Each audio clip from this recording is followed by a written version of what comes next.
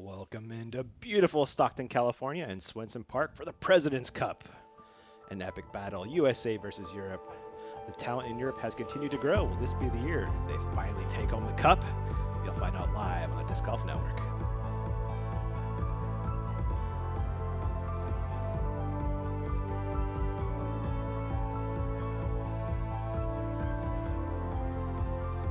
And as is tradition, the foxes have showed up out in Swenson.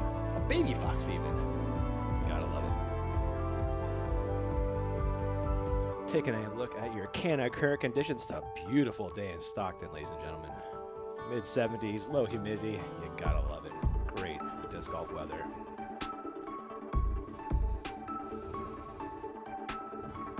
And welcome into the booth. I'll be your host, Ian Anderson. That is 4-time world champion Valerie Jenkins, 3-time world champion Nate Doss over there. It's been the USA show so far. Can Europe get done this year, guys? I think this is the best chance. I feel like we mention it every year how Europe is a really strong team, but we now have, I'm speaking from the women's side, we've got two dominant forces on Team Europe. Today, I am going to try not to be biased and say, yes, we want Team USA to continue their streak and go lights out, but I think Europe has an incredible chance. Yeah, and I think that being said, I think there's a lot of pressure on Team America to continue to win here. Sure. We obviously have Antela, who's been playing extremely well on the men's side, but at this point, the men's team is still top to bottom a better team. But the European, unity as a team, I think, could really play a factor today for sure. Yeah, it's gonna be fun to watch. Let's take a flashback at some of the dominance of Team USA over the years.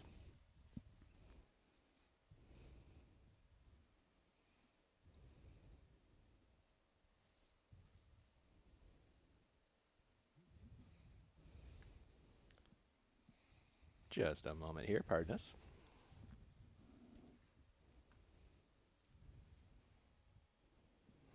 There we go. You guys were part of a few of these, yeah? How many you got under your belt? 8 and 5? Is that what it is? Yep, I was part of the first 5. Yeah, and I competed in all of the 8 that I was around for. You can see Avery and I celebrating there on the stage at the European Open. We did have the one other one on the American soil that was out in Rock Hill. You know, it's a real honor to be a part of these teams. You know, we compete all year long against each other, and for one day a year, we come together as Team America versus Team Europe, and it's just a real honor, that's for sure. Yeah, and with the European Open not happening this year, now that they're taking on the World Championships in the summer, they have moved it back to the U.S., and yeah, I think it's a great opportunity to really showcase this event. It's a really amazing event, bringing all the best players. Like the header says there, a unique tradition. Here are the scoring for today. We're doing stroke play for the opening round. 7 points available per group, 4-2-1-0, and only your score matters in your group. Doesn't matter what the rest of the field does. 28 points available, and then later today we got round 2 for the match play. 3 points for a win, 1.5 for a tie. Should be good.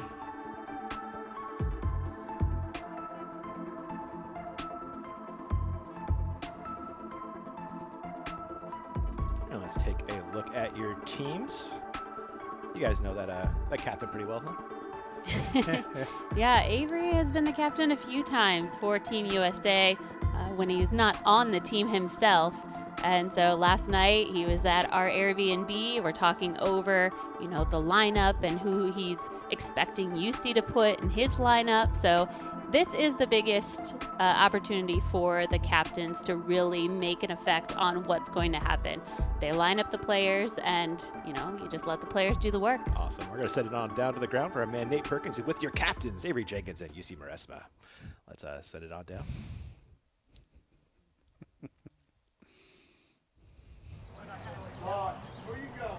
Oh. Couple moments to film before they get ready. Looks like they're checking out. You see that vendor village out there? One of the biggest we've seen in a while. Yeah, this event, and as we lead into the Champions Cup this weekend, it is just a spectacular venue.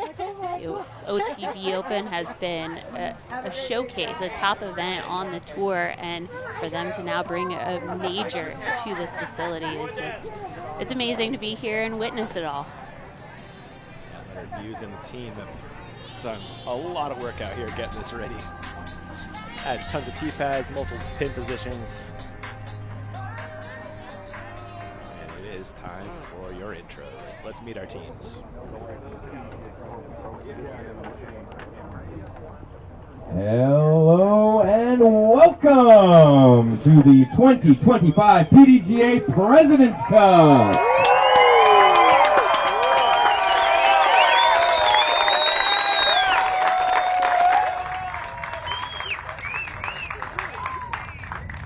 This year is only the second ever President's Cup on United States soil, and whether you're here with us at Swenson Park, watching at home during your workday, or if you're in the late hours of the night watching from Europe, we're so happy you're able to join us for this fantastic team disc golf event.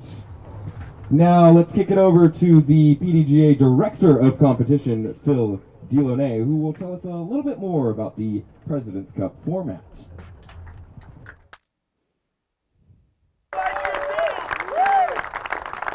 First, we're going to welcome the teams. First on the stage, Team USA.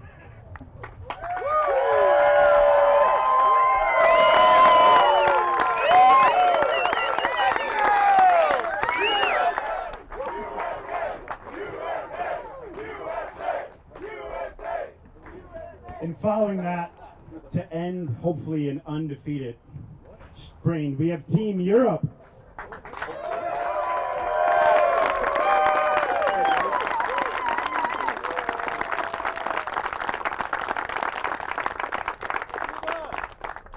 These teams are led by Avery Jenkins, the captain of the United States team, and UC Maresma, the captain of Europe. On behalf of the PDGA, just going to thank UC Maresma once more for passing the torch to this great event and all the history that's in it. On stage, we're getting into the format. Next, these are going to be 2 rounds, shotgun start both rounds. We have 52 total points available for today's round. Round 1 singles.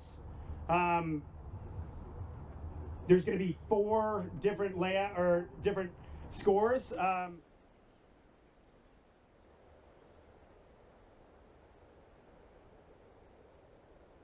Points.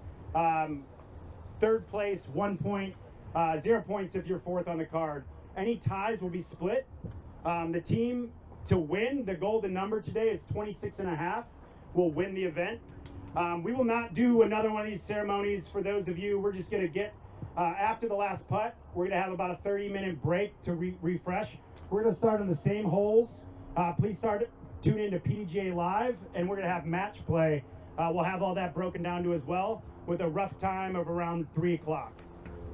Match plays, 28 total points, 3 if you win, 1.5 points if you tie. In the event that there is a tie for the entire event, the United States will take the win, being the defending champ. That's all today, and one more time, give it up for this year's second ever PDGA President's Cup.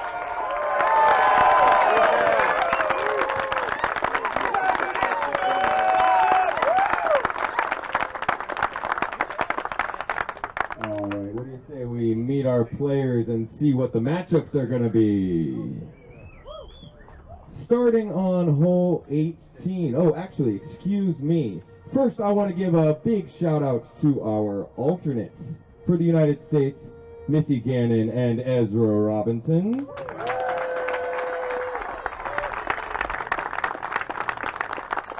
And for Team Europe, we have Henna Blomroos and Jesse Nieminen.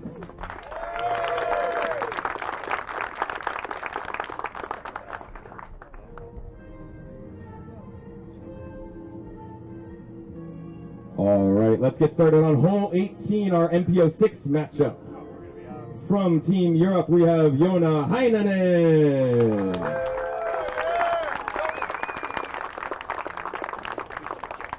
And he will be facing off against Ricky Wanisaki.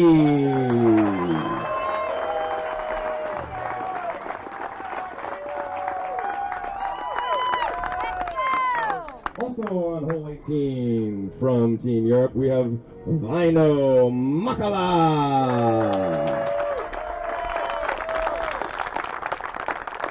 And facing off against Vino will be Mr. Calvin Heimberg.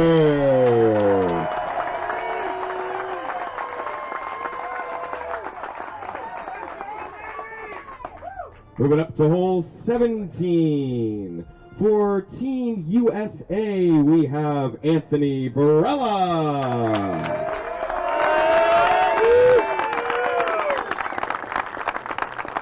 AB will be facing off against Jakob Samurai.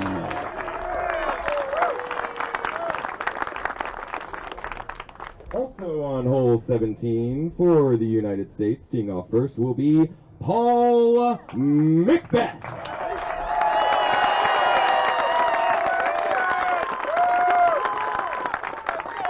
And Paul's opponent on hole 17 will be Nicholas Antala.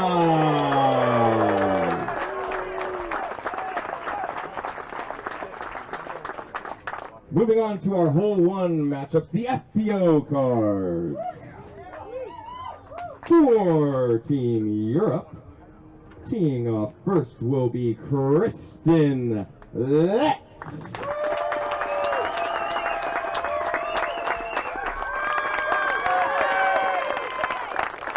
And Kristen's opponent on hole 1 will be Holland Hamlin.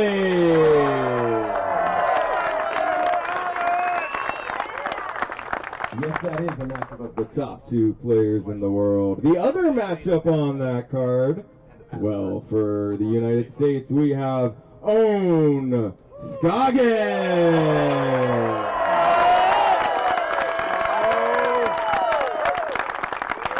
And Owen's opponent will be from Team Europe, Evelina Salonen.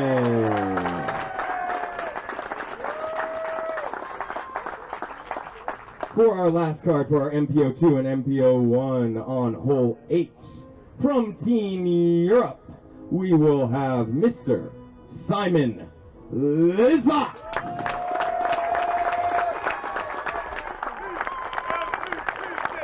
Simon's opponent from Team USA will be Isaac Robinson.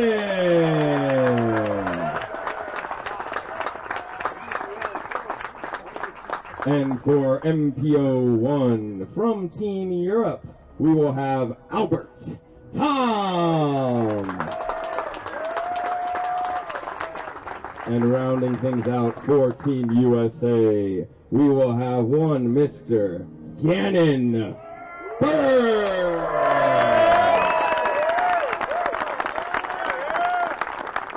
One more time, please give it up for Team USA and Team Europe.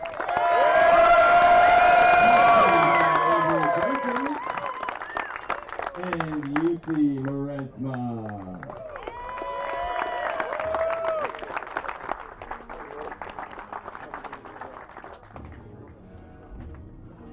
That concludes our opening ceremonies for the 2025 PDGA President's Cup.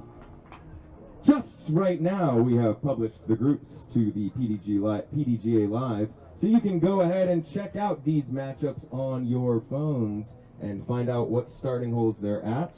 We're at 12:43 right now. 15 minutes from right now, we will have our horn for our 2-minute warning. And then right around 1, we'll have a second horn saying it's time to start play. So head on out to the hole that you'd like to spectate and have some fun.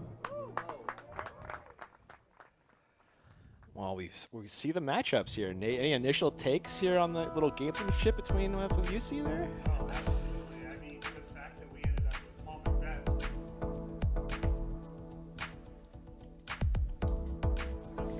The fact that we have Paul Macbeth playing against Nicholas Antala is pretty fantastic. I mean, you know, that final matchup too, that Gannon Burr, Albert Tom, I think that's an interesting matchup. But really, Isaac and Simon Lizotte, what a great couple of lineups here, and yeah, I think it's going to be fun for sure.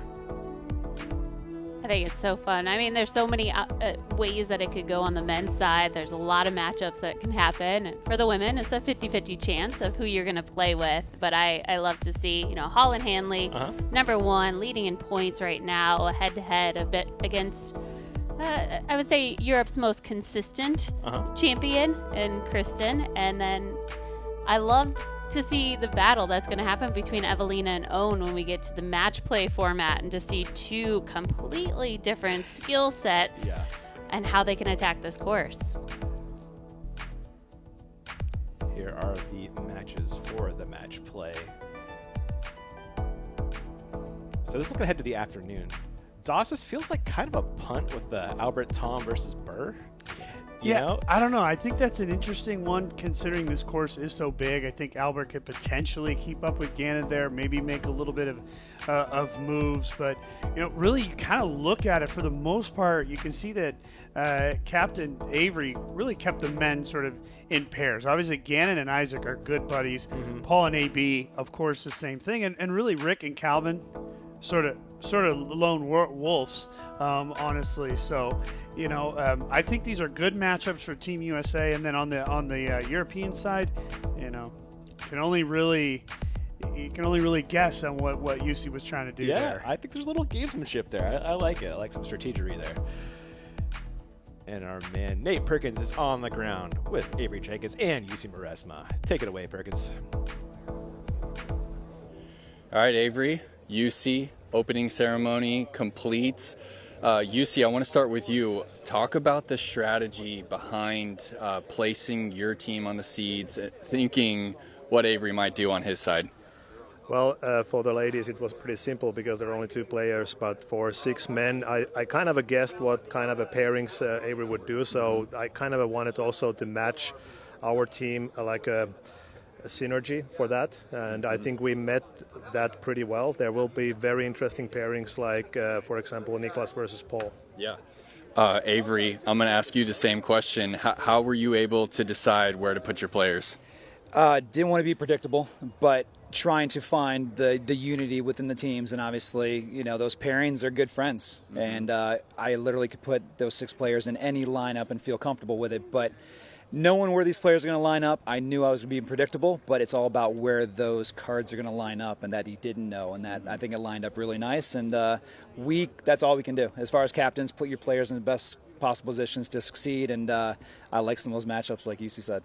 Well, UC likes Nicholas, Paul. I feel like that's one of the matchups of the day. How do you feel about your chances there? It's the men. It's always a good. Obviously, a lot of points with that. But on the female side, I think it really comes down to the females a lot of times as well. And having Holland and Kristen was the ultimate. Yeah. And I think Owen can hold her own against Evelina. So I think right there that was a crucial matchup to have that line up. And I don't think he was going to go off a 1 without Kristen there. On the men's side, man, they're strong in all facets, and I'm just excited to see what's going to go on. This is an international tournament, and this camaraderie at its best. Yeah. All these players play against each other all year long, and to play on the international stage, this is everything.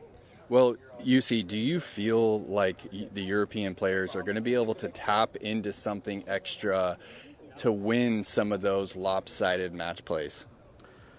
Of course, I believe. And, I mean, I've been part of every single President's Cup there has been. Yeah. And I remember clearly, like, it has been at least 3 or 4 times that it has been very close. I don't see any reason why it wouldn't be the same this time, and especially this is a very short format, so if you have a good feeling and you're playing well, anything is possible. Well, how now will you support your team? I mean, as the captain, what can you do, right? You go out there and give them a little pep talk. What are you going to do, Avery? It's all about motivating and inspiring out there, and I think just to pop around and watch the cards, watch them play. I got my reserve players. We're going to be keeping score and seeing where the matches are and how they line up. There's so much going on, you know, at all times, spread out throughout the course. But it's going to be awesome to watch, awesome to spectate, and you know, you're looking to try to get a lead on the first half of this, and match plays where the magic happens. All right, who's winning in an arm wrestling competition, UC or Avery? That's an easy answer. I was hoping we were having a distance contest after this to settle it. If there was a tie, I was hoping that was going to go to that at least. Who's taking the distance title? I haven't thrown a disc in a couple of months, so I would say that I would probably have a little advantage. All right, Avery, UC, thanks for your time. Ian, back to you guys in the booth. Thank you. Thank you so much for the time, Nate. Sweet. Awesome. send it off to a quick Yeah. break. When we Good come luck. back, the President's Cup kicking off in Stockton. See you there. Yep.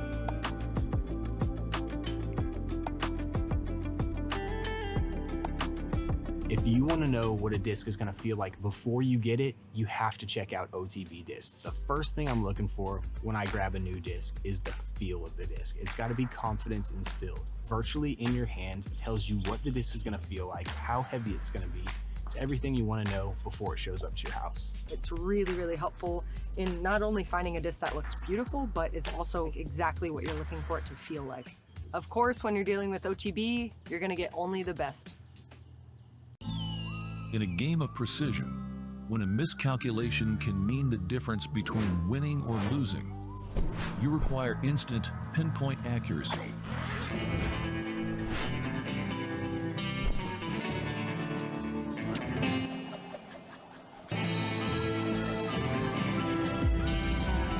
When you need confidence in your shot, turn to MVP's Parsec Laser Rangefinder. Through 54 holes. It is going to be an exciting championship Sunday. Evelina with what might have been the single best drive in the division.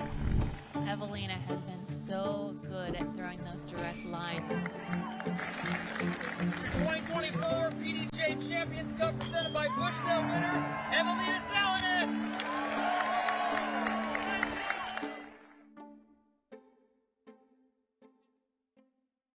And this will be an approach shot he'll remember for a long, long time. Course record, title. This may be the best day of Ezra Robinson's life.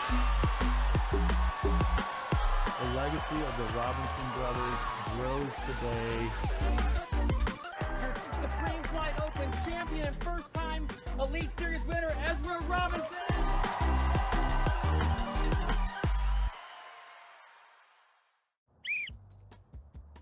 Okay, welcome to the 2025 Zuka Mandatory Safety Training Meeting. Before we get started, I want to introduce our new students for this year's safety training, and that's Albert, Tom, and Holland Hammond. Please don't touch or move those. Now, safe operation of the Zuka disc golf cart is crucial. These are key and essential. Hey guys, first time, huh? This is my favorite week of the year. Right on? Yeah. Accidents, injuries, damage. To ensure all users understand the zoo. If we're not here to learn, the exit's right over there.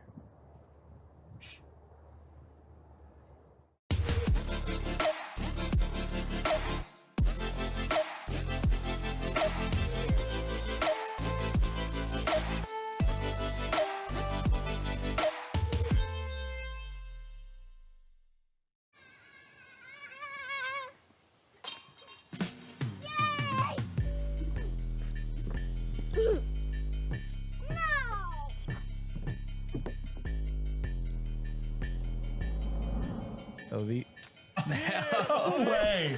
You talk about superhero stuff. There's a flying Kevman.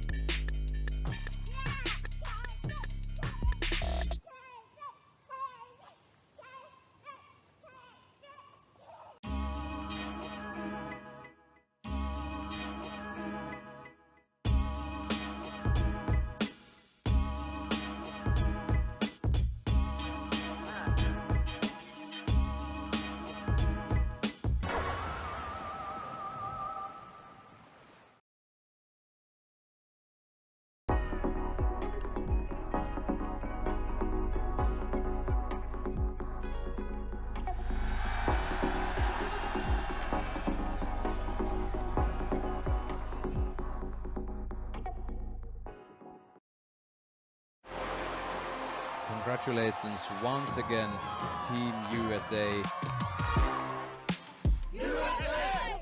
Man, that guy can throw. What a way to start things off for Team Europe. Does it have the right touch? Oh, yeah, it does. Right in the heart of the change.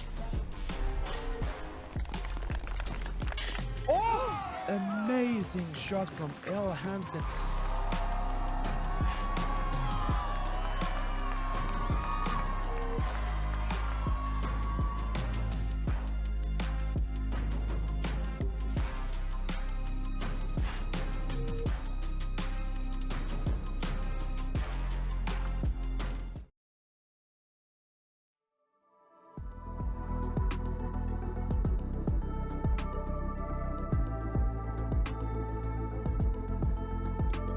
Welcome back. Let's take a look at all of our cards. We're working through here. Here's the FPO card. Val, thoughts? Well, this first round that they're playing, it's all about stroke play. So these players are just trying to shoot the best golf that they can, and the better you shoot, the more points you're going to get for your team. And that's the second round when we'll see those match play come into play. Who do you think's taking this one down, Nate? You know, to be honest, you really got to give Simon kind of the nod in this group. I mean, Simon's a previous champion of the OTB Open. He knows how to play out here well in California. He's got a big arm, but obviously you're sitting there with Gannon Burr, Isaac Robinson, two of the best players in the world. Albert's going to have to try to keep up. I think if I'm Albert, stay super aggressive. Yeah, I like that. I like that thought a lot. What a card here, Nate. Yeah, this is just superstar card right here. You got Antela, the best European player in the world at the moment. Semerad is again, I think he needs to stay extremely aggressive on a course like this. He can't make the big mistakes. He can't go OB. He's going to have to make putts as well to keep up. But obviously, you're looking at Macbeth and AB leading that card for sure. And Leonard has tightened up the course this year. Those OB lines are in pretty much on every hole. So you really got to tighten up those throws. Here is your last card here. Yeah, and this is a fun card as well. I mean, you got Heinonen and you got Makula as well. But then you got Ricky and Calvin. And like I was saying when we first heard the teams, I mean, Ricky and Calvin, they really do their own thing. And I think they're going to they don't really need to play off of each other. I think they'll support each other, but they're really just going to be focused on their own game. So it's going to have to be that European unity kind of pushing themselves to try to get some points in that card. And Perkins, we're taking a look at these Kanakurt conditions. They look nice. How's it feel on the ground, my man? Yeah, they look nice, and it feels really nice down here. It's pushing into the mid 80s, so maybe a little warm, but humidity's down and wind is super low, which might not be the best preview, because if you look at the wind radar for the next few days, it's actually starting to gust upwards of 25. So President's Cup, we're blessed with the good weather. Love to see that. Always provides for better disc golf, in my opinion. Kind of takes out the idea of getting ready for the Champions Cup if the wind is going to really whip up. But yeah, at the end of the day, we just want to see good golf. And speaking of the Champions Cup, that is kicking off tomorrow, 9:30 for the women, 3 o'clock for the gents. Make sure you tune in for that. It's going to be great. Champions Cup at a new venue. Moving around the country a little bit lately. But Leonard Muse, the whole team, Sean Charity, John Mercy, just doing fantastic work out here. You're going to love the changes they made to the course. And keeping it fresh, too. Some AB pens, some new tee pads. No, it's not going to get stale throughout the weekend. In about 60 seconds, USA will kick off their title defense. Let's take a look at 2024.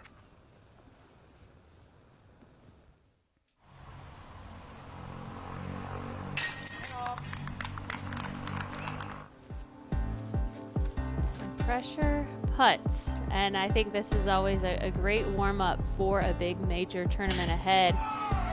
President's Cup, they got to put on a show, and wow, a splash out ace for Ella. Big eagle. There's just so much pride on both sides, right? Obviously, Europe is trying to win for the first time, but the U.S. is trying to continue to defend this incredible, all of them have been on the U.S. side. So a lot of pressure, a lot of fun, a lot of camaraderie out there as well. It's a big day for everybody competing. Think about it. I mean, if you're the first European team to take down the U.S. after how many tries? I mean, that's setting yourself in history. Yeah, and you got to think it's going to happen at some point in time, for sure. And why not it be this year? That's if you're UC, that's what you're saying. It could be us this year. I can guarantee that. Continue to So smile like Evelina I and think, don't look you know, at they all believe. That's in my opinion, if you're gonna win, you have to believe. But I think they do. So we think about Europe's, going in, multiple Pro Tour winners now. They stand. Yeah. The team is remarkably better than they were in the years past. Agreed. And the President's Cup starts in 5.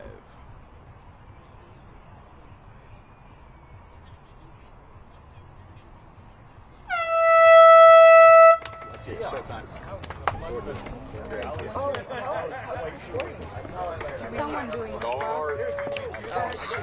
Full throwback there. These players aren't used to the 2-minute warning and the start horn. Wait, what do I do? It's called a shotgun start. Yeah, but I think we still have Us weekend warriors are familiar with that.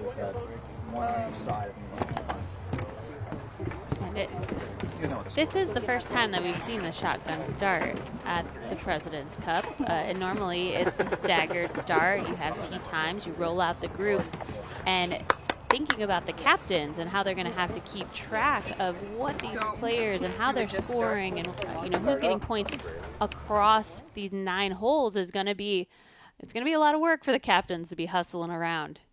Let's get into it. Gannon Burr. You got Obi right and short.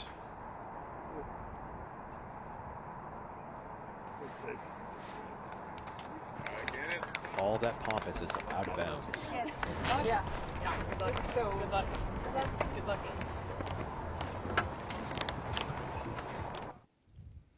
Quiet on the tee. Quiet on the tee.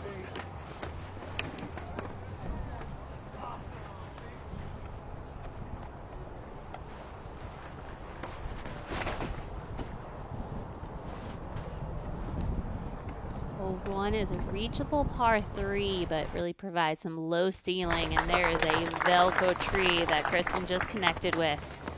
She's thankful that her disc dropped out of the tree and dropped down to the ground. You could lose a disc in that tree. Hanley.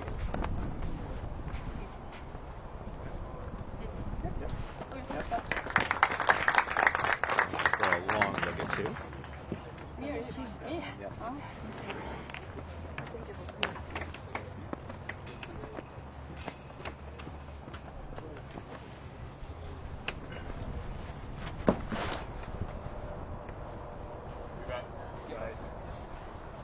Evelina's got the power, gets a beautiful skip at the end. That's when you really take advantage of your distance. It's 378 feet. It's a tough throw to follow here for Owen. She is so impressive. Scoggins. Biting off the line. How's the distance? Oh, fantastic.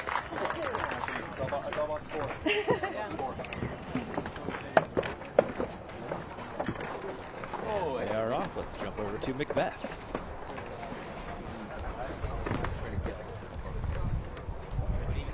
And a par 4 here. Yeah, so the group started on hole 1, 8, and 17 and 18. If you're following along on the caddy book at home. Heimberg. So this is Calvin up on the 18th hole. This will be what's considered the 9th hole here in the President's Cup for the FPO card. I'll finish here. Played a 17 last year. Yeah, so you're getting your first preview of one of the big changes. In fact, this being the final hole of the tournament, this is where the champion will be crowned on Sunday. A big change because this is a very tricky hole with a lot of stroke separation, especially when it gets windy. Makala. Tee shot here, just trying to get it out inbounds. The pond is straight away. They can't go too straight. They got to finish out here shy of the pond. It's about 460 to the pond, I want to say, from the MPOT. Let's jump back to 1. And Kristen, long look at 2.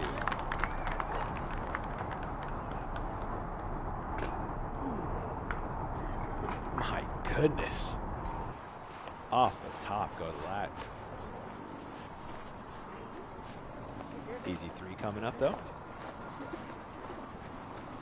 I'm thinking Avery's giving him advice. This is just all about stroke play. And to think that this is the tournament it's just 4 players in this field. We've got 9 holes. So if somebody starts to trail behind, it's all or nothing. You got to go for everything. So it'll be fun to see how this shakes out in the stroke play format. Holland Hanley from distance. What a putt to start the round. And there shouldn't be any layups, you know? Yeah. I feel like they should really play aggressive to really solidify yourself in that group and figure out, you know, who's going to be the top dog setting the bar. Scoggins. Also a birdie putt. Ooh, a rare chain out for Scoggins. Missed opportunity, and like Val mentioned, not a lot of holes. You don't get too many. Evelina went just a touch. What a drive. Absolute dropper, right? Maybe just speak up. Gotta push there on one. 2 birdies, 2 pars. I was like, okay, is that all? Like, jeez. Actually, we should say that you can begin. I give something. Thankfully, Owen tapped that one in instead of picking it up. It is stroke play, this one. Robinson. Hanging it out over the OB. There is OB left, which has been brought in as well. That looks to be safe. I'll have a long lead too. Wysocki, his second. On hole 18 on the course. You can see the peninsula out there. Very challenging shot. Today the wind is not so bad. Ricky's going to be aggressive here. And that pays off. My goodness. Wow. Nice shot, Rick. Hits it. Simon tries to spin it home, but chains out instead. He'll pick up a par. Yuna Heinonen on 18. Boy, this is really nearly a perfect tee shot. He's so far out there. Great angle. They are piecing up that hole, Nate. They are. My goodness. Robinson putting for birdie. You saw the drive.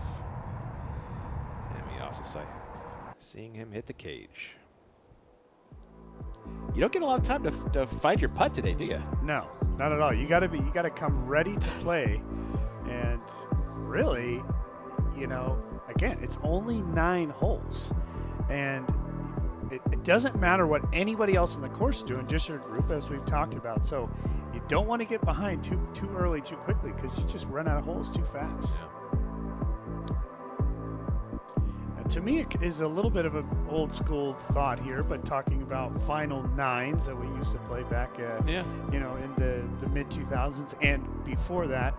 And you know, I don't know. I think that these players are not necessarily used to that, but as Val said earlier, I think staying aggressive, there's really nothing to lose here. And if you're Avery, you're telling your players anything but last, because that's the only spot that gets no points. So at least 3rd is what we're shooting for here. Val flies through hole 8 here. Hole 8 is a fun signature hole on this course. You have the threat of the water, the pond on the right. You want to make sure that if you're heading for that right side, you're keeping it high of the tall grass, but then there's so much technique in the design of really bringing trees into play. There's so many varieties of trees out on this course, creating those low ceilings, making sure you're getting nice and low.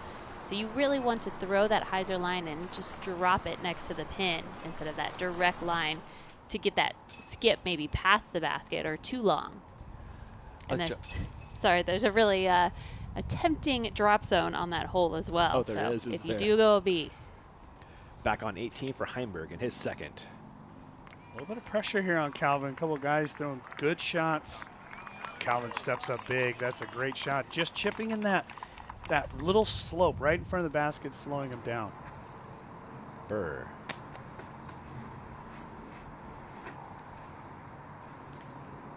Double Mando. It's a slight dogleg left for the Jets.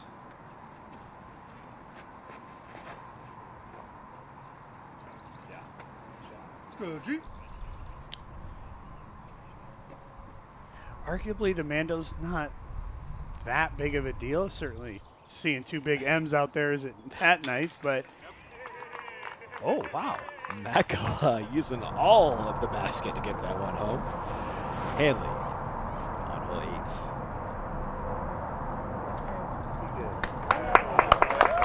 Ooh, Holland looking fantastic so far. Nice sidearm. Evelina.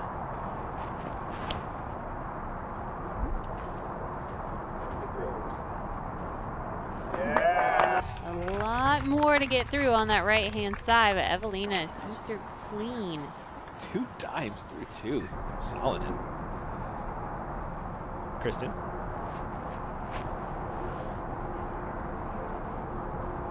This is getting floaty up and over the basket. Flare skip OB. We'll have a chance to save par at least. Scoggins.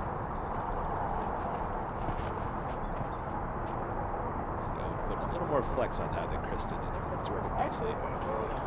Really, if you're Captain Avery, this is an ideal start in this card specifically. I know they're looking at that Holland and Kristen matchup really closely, especially once we get to match play. Holland looks real good at the moment. On 17, Barella stepping through a birdie. Yes, sir. Good putt. And a good start to the round for Barella. We saw the approaches on 18. And outside of Makala, this is the longest tap in. I mean, we're talking a star frame. Yeah, and 3 of them in the bullseye. I mean, whew, yeah, we're seeing a pink unicorn here. That doesn't happen that often. The level is up for the President's Cup. Heimberg. Oh, it's Antela, excuse me. Oh, and that's right towards the water. Had to get lucky to sit, I feel like. We'll see. It's a pretty big slope headed down that.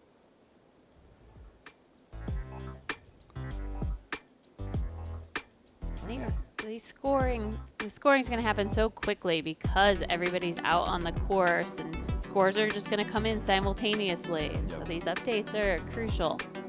Hopefully the players have their phones pulled up and they can see where they're situated. But again, we know that it's just all about what is in your group and who you're playing against. I'm going to find this very challenging for the captains come this afternoon during the match play. You might have 2 matches simultaneously completing that could make or break the President's Cup. Yeah, we don't on 2 sides of the course. It's going to be interesting. Kristen walking to her OB drive. She'll grab a meter in and try to save par.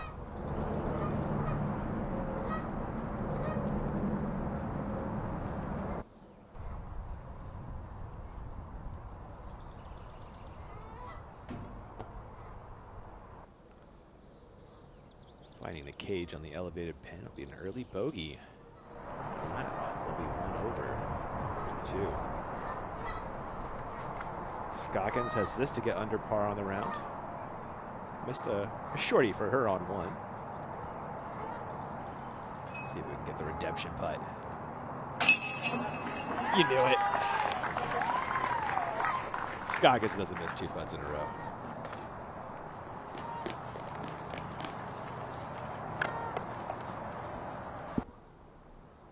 And Hanley, what a fantastic drive to start 2 for 2.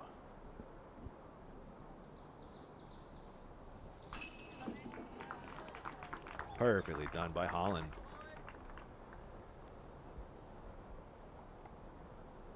And Evelina still doesn't get to putt yet, huh? Wow.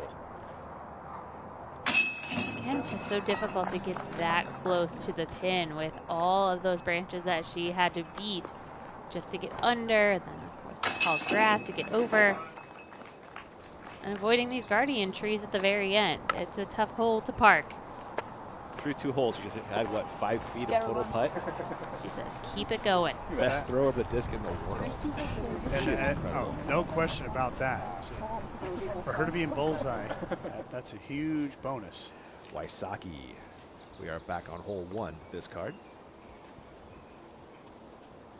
So for future reference, this is the B location here on hole 1. So par 3. The out of bounds beyond and to the right of the basket is inside the circle. So the players need to be short or left if they want to stay in bounds. On to left for bogey, and does get that one home after trickling OB. Let's go back to 1 for Heimberg.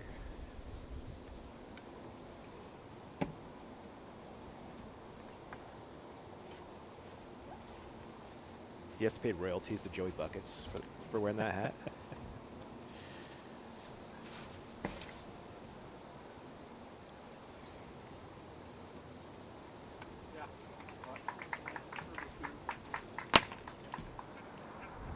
Showing a lot of emotion there. We saw the drive from Burr, now the birdie putt. Circle's edge miss for Gannon Burr. Heimberg now for birdie. You saw the drive just a few moments ago. Looks like circle 2. That low line and not much of a skip. Leaves him with a lengthy putt.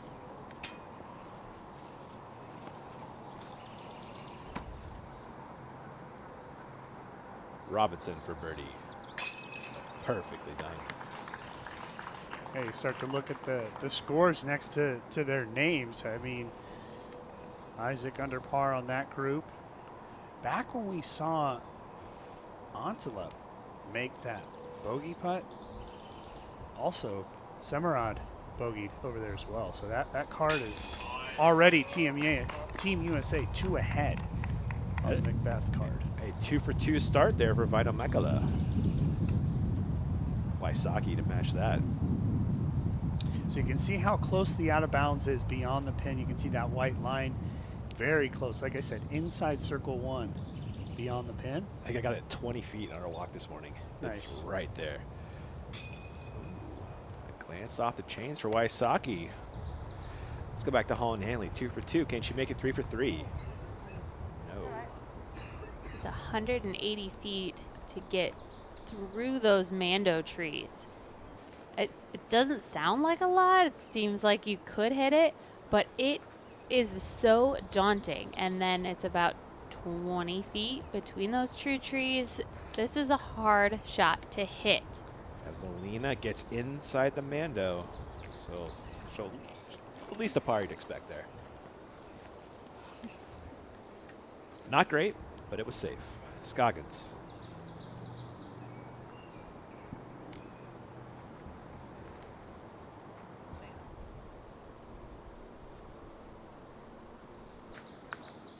Likely par coming up for own, and see if Kristen can get on track. 1 over through 2.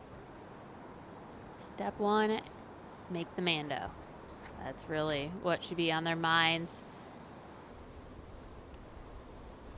And that's a Mando bait, and that's a long birdie putt coming up to get back to level on the day.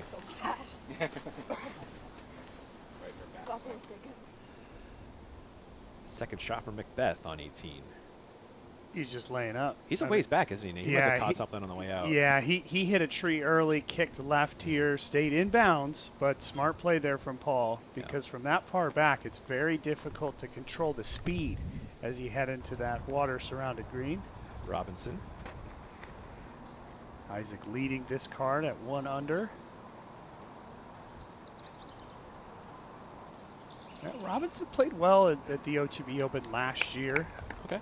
You know, he does have distance, but this course inevitably you end up with a lot of circle 2 putts, and he putted well last year. Barella's second on 18. You don't have quite the bailout zone you had last year. Is that safe? Ooh, just.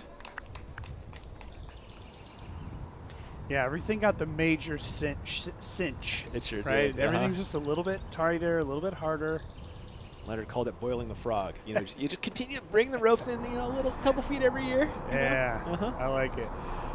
Scoggins, her second, just laying up for par. It's done well.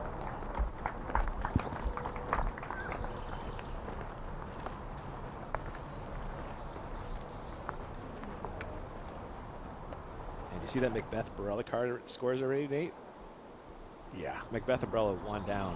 Antela and Semerad 1 over already. Yeah, that's what I was saying before when we saw the putt from Antela. Jakub did the same thing, bogeyed there on what is hole 8. Macbeth's now third on 18.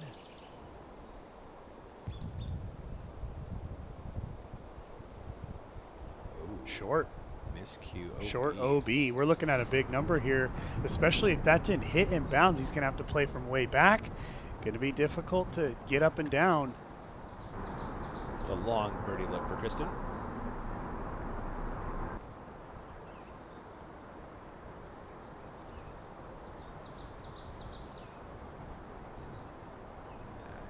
Not much of a chance there with the low release, but that was way out. But we'll grab a stroke on Hanley at least. Closing that gap to 2. It could even be more than that. True. With this puck upcoming from Holland. Not easy. Oh, this is work, isn't it? Look how far she's having to extend with that straddle putt to get on the right side of that tree. Oh, and the body English to just, let it hyzer a little bit more. No chains required. What a make. One more look at this Hanley putt. Holland's reaction. She's leaning. I felt like, I don't know about that release. But I it loved worked. Owen's reaction in the background. She's locked in. Always. Supporting. I love it. Evelina, clean up par. That is the Achilles heel there. After having the drop-in putts on the 2 previous holes, not even having to think about what the putting stroke, maybe that's the pitfall of being so close. You didn't get that rhythm early in the round. Scoggins, no time wasted on that par make. Turns out par is the best we're going to see here from the group. As this will be a bogey putt for Evelina.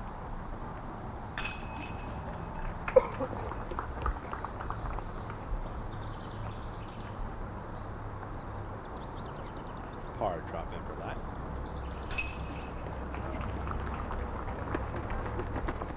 And they're headed over to hole 9. Semerad on 18, his second shot. You like the drive, Nate? Yeah, it's a good drive. He's not quite as far as we saw the previous group, as he's still in this little upslope, but going to get aggressive here as he bogeyed the first hole.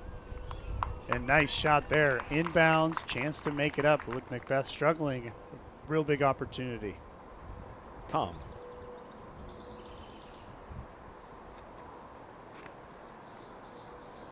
Speaking of good drives, this is nearly perfect where Tom landed, and a great net and a great second shot there. You'll notice that basket's about 30 feet closer to the water than last year. And looks like he did not cross in, Nate. This shot is not a lot of distance, but you just got to do speed control, and that's going to be a putt. That's not a guaranteed make for Paul. It's a double if it drops home even. Yeah. Oh, full body. That was Simon. Yeah, full body throw for Simon. Who threw this in last year, didn't he? Last year or 2 years ago? I think you're right. I think it was 2 years ago. Yeah. Either way, I remember that. That was the longer pin, and what a shot. Yeah. Barella, long look at birdie. What do you do here, Nate?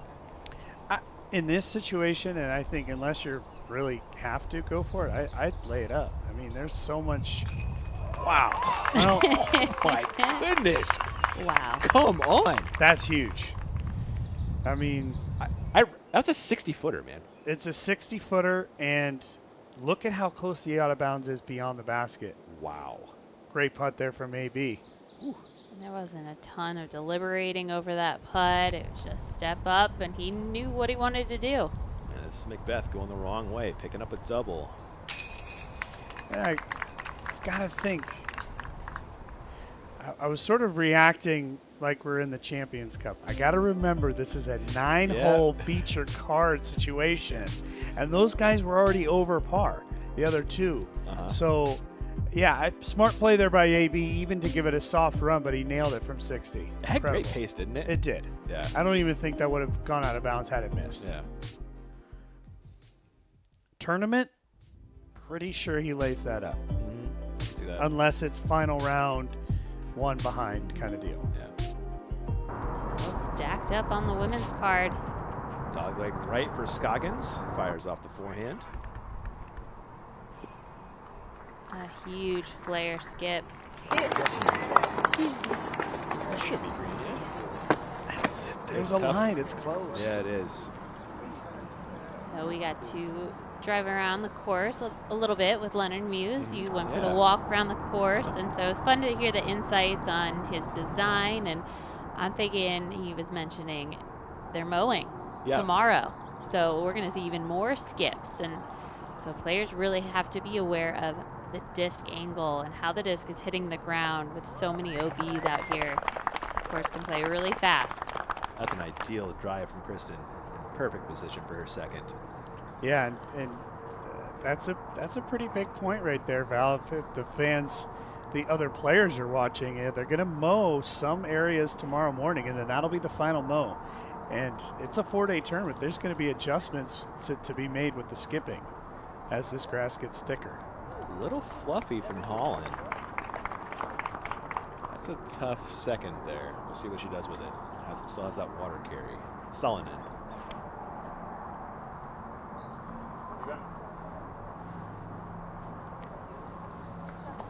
I really like the line that Evelina released that on. There's no doubt she's getting through those two trees, but then allows enough space to just fade and finish to the left. Birdie putt for Robinson. Perfect.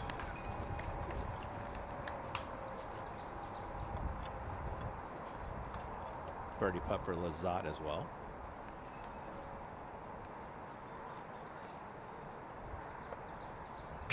That was a great second by Simon to get to there.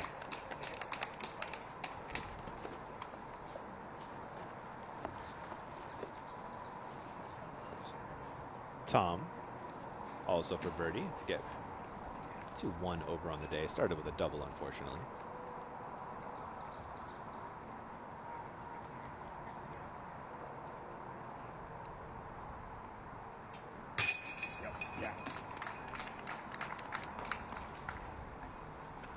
And Burr the same.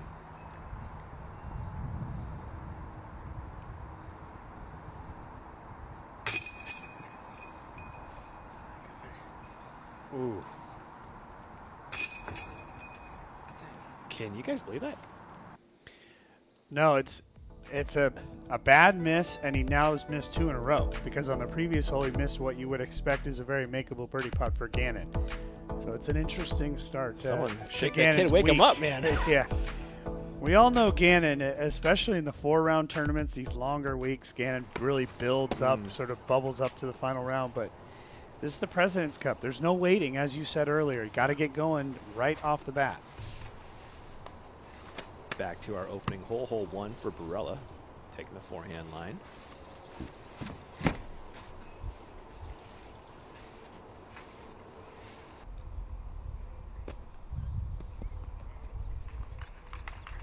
In business.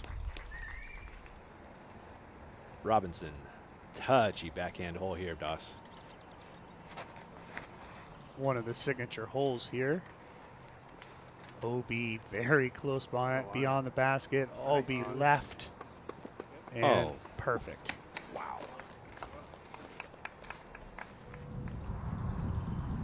Yeah, also a note from Leonard. There's a lot of forehand shots. There's a lot of left to right shots. So forehand is a great shot to have in your bag, but if you don't have that, you have to dial in that touchy Anheuser shot and have the right discs that you can 100% trust. That was not a great first from Holland, but what a great second that was. In position to putt for birdie. Back to 11 with Simon.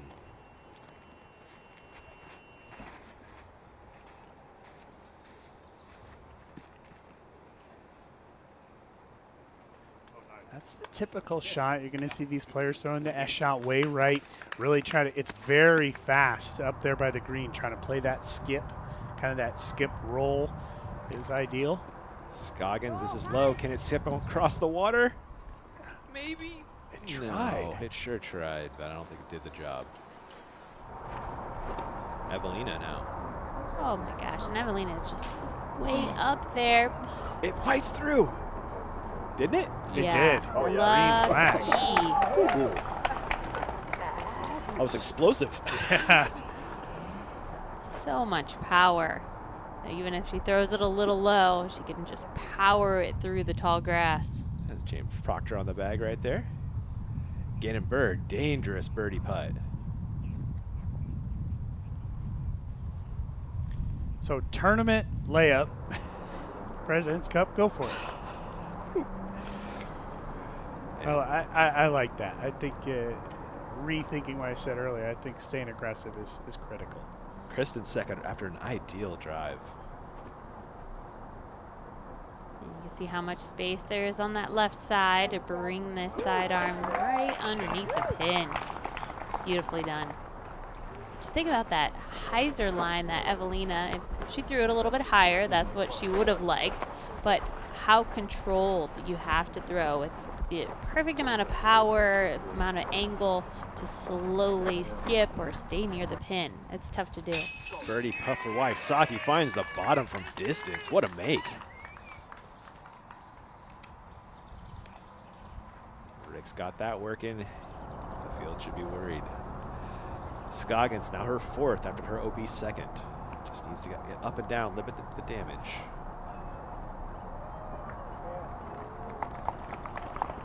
Little tester there for Scoggins for the 5. For those of you following, if you want to go to the water's edge, you'll probably have good views for putts. We're going to walk right down. It'll be tight. Then you're going to come right back here for the next hole. So Back to 1, Macbeth. again, like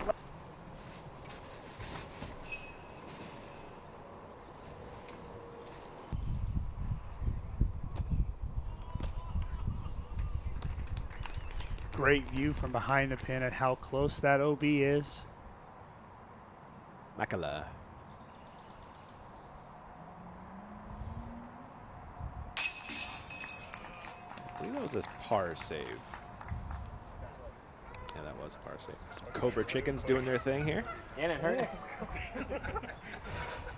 Let me tap in, bro. A lot Their of babies right wildlife. Yeah, you can see the Yeah, Yeah. little goslings. Think about how hard it is to make a putt, now let alone a goose nipping at your heels. Seriously. Evelina gave that a great bid. Online just a little low. She'll tap that in for par.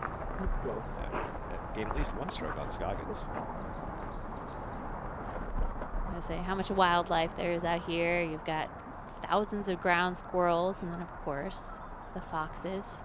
Didn't take long before we saw our first fox yesterday. Hanley for birdie. It was just that little short arm. She didn't fully extend her reach to ensure that it's just drilling to the center of the chains. Just a little too light. Scoggins walking to a band-aid putt for bogey.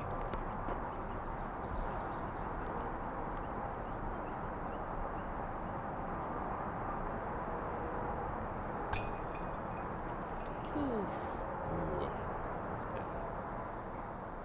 Just a glance off the chains. This is going to be quite the comebacker for Scoggins. Close to the same distance. Now for double.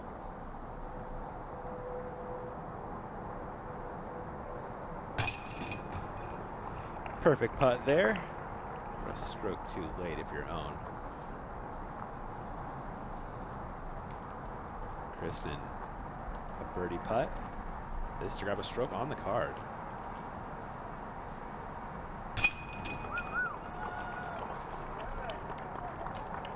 And that is 3 on Scoggins even. That will keep Evelina at 1. That's where you'll find Holland Hanley as well. Kristen, just 1 back now. It's interesting because the mistakes Owen has made have been all self-inflicted. You know, you think about the missed putt on 1, then the second shot here, OB, that was just because it was short. Yeah, just low. And so all self-inflicted here from Owen. But still tight. Anyone's game. 2-4. Yeah, absolutely. Especially we got still a lot of water shots upcoming. This course is full of stroke swinging holes, isn't it? Yeah. And you know they pick the best ones for this President's Cup. They sure do. So it looks like Burr's putter was wet there, Nate. Yeah? I think that's exactly what happened there. Yeah. We'll check the score. Looks like it did come in as a bogey. And that's why, again, in the tournament, you would see them lay that up all day long. There's no reason to go for it if you don't have that chance. But I think in this format with Gannon kind of being missing some putts already, he's like, I'll see if I can throw one in, try to fire myself up. There are cute little goslings. Yeah, knowing what the rest of your group's doing. Are they under the basket? Do you have to make up that ground? And again, if you're Captain Avery, you're thinking, hey, Gannon, you just got to beat Albert at this point. Get us a point. Yeah. Just get us a point, and now we have a small little battle between these two guys. Again, that's the same battle that's going to happen in the afternoon as a head-to-head. Now they're battling to see if they can pick up 1 point. And here are your live scores as they update. It is very close, just 2 points right now as the live scores come in. And we certainly have had situations where Team Europe has been leading after the stroke play, and there's been a lot of pressure on Team USA to come back and win those matches. That's a difficult position to be in going into the match play, knowing you have to win. Kristen, T of 11. Backhand feels like the more aggressive shot here, Nate. This needs to push, and it holds on. Wow, what a fast green. Kristen, OB. Just all hard pan under those trees up there. Yeah. Looked like a pretty easy putt for par, at least, Right. It was close. You'll have those geese, though. Yeah. Squawking while you're putting. You made points, Val. Oh, what a dangerous spot to have your little goslings, your little babies, right by the basket, right where the hyzer skip flares right before it goes OB. I mean, you don't want to hit a goose, but if there's strokes on the line, you might need some help. Hanley will also opt for the backhand play. Really cranks over on this stable disc. It's way up high. Spiking down as aggressively as she did, that really allowed it to stay on that hard pan. A decision to make on that green, huh, Val? What does she do there? Evelina.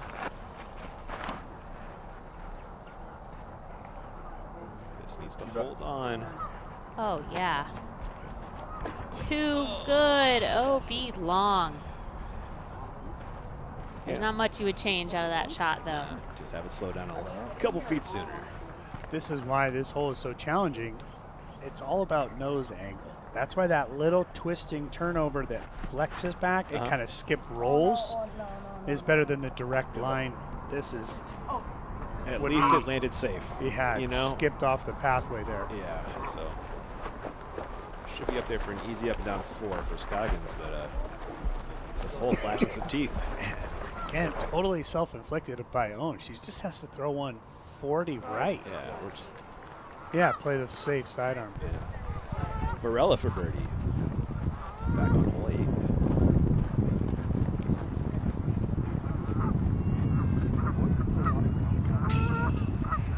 Ooh. Feeling the putt right now. My goodness. What's with 100 feet of putts in the last 2? Let's roll back Azuka. That's a scary Anthony Barella. Look how confident he was that was going in. Yeah, not a doubt. My goodness. Thanks to Azuka for rolling that back for us. On the same.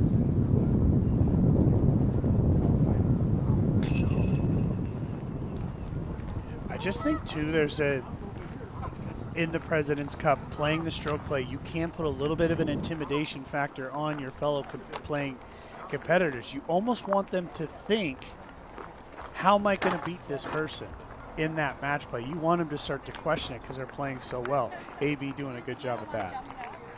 Burr, can he get it together? Throwing his second. Where did he even land? He is right. He is attacking this for eagle, Nate. He landed in the perfect landing spot to attack this for eagle. Wow. He did it. He certainly did. He is on the island. Wow. What a shot from Burr. Incredible. I would have loved to have seen that tee shot. I would say that drive was massive. Yes. great angle. I mean, it didn't even look like that difficult of a shot to get onto the island. Yeah, he had to boom it over water, but it wasn't that much distance. Wow. So, chance for Gannon to really make a statement. Low fours from there. Easy peasy for her. Yeah. Owen and Holland both laid up for their bogey and par, respectively. Looks like the babies have made their way to the water. My disc is right Swimming here. practice. Kristen will grab a meter in and have this for 3.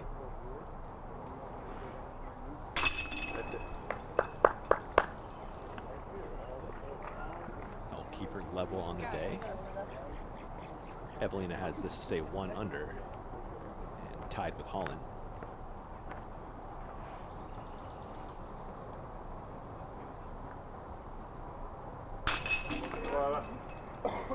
Putter is online this time. Yeah. Oh, you need it? Thank you. Yes, thank you. Let's take a look at this drive from Burr on 12. Going for the eagle zone. Yeah. Just a hyzer, Nate? My gosh. Yeah, he just smashed it, and it was perfect. Landed just shy of the out-of-bounds line. Great angle. And Leonard's trying to make you go over there. He's got those boards, you know, to keep you from going OB left. You know, it's tackable for sure. Yep.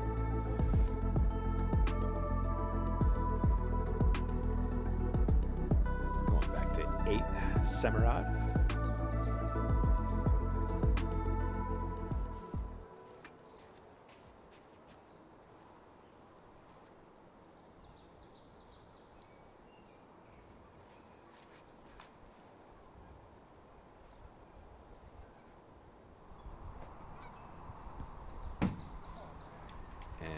To no surprise, he would go on to make birdie there. Getting him on the board, 1 under on the day.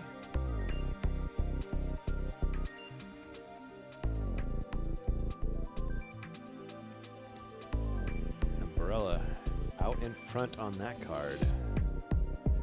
See if Nicholas can make it interesting for that 2nd, 3rd, 4th battle. Just 2 strokes back of the tie. Yeah, and you think about Jakub. I mean, he bogeyed the first hole. He's followed that up with a couple birdies. Yeah. It's a nice little bounce back. Paul struggled, as we saw on 18. Just taking a look at all our different cards here. Robinson out front there. Like Nate mentioned, we got that Tom and Burr battle. Heimberg and Hanen in 3 through 4. What a great example of, boy, is it important that it's just within your card. Yeah. Because that card is way under par compared to, you know, a guy like Burr. You know, Burr's card got a couple guys over. Back to 12, scene of the Burr Eagle putt on the seashore.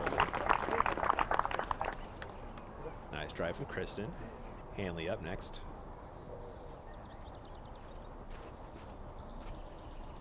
We saw from Kristen's drive, she's aiming right for that netting around the tree, straight out ahead, bringing it in. Holland going wide right.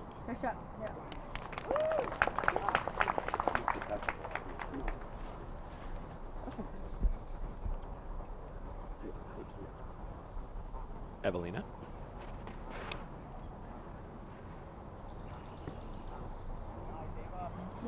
All about placement here on the drive. Of course, you got to get over the water. That's step 1. But whether you want that more hyzer line or a direct shot that brings in a little bit more water. And Owen, wow, look at this route. For a little less distance, you can go very safe. But I think, you know, that's her strategy of make sure you get over the water. Like I said, step 1. Heimberg is 2nd. We're on hole 10. Yeah, so Calvin has pushed the back out of bounds line here. So he's going to have to go to this low little flexing sidearm. Looks like he's done a great job, nearly pull throwing it in. What a shot. Incredible. Tom throwing 2 on the par 5 12th.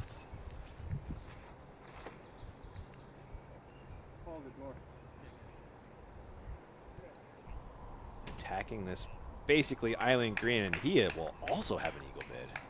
That shot was much more difficult as he had to deal with the low ceiling. Did a nice job there. What a drive from Wysocki. Has that for his second. Was it real close. Awesome shot. And we are now ready for the eagle bid for Burr. Needs this to get back in the mix. Makes it.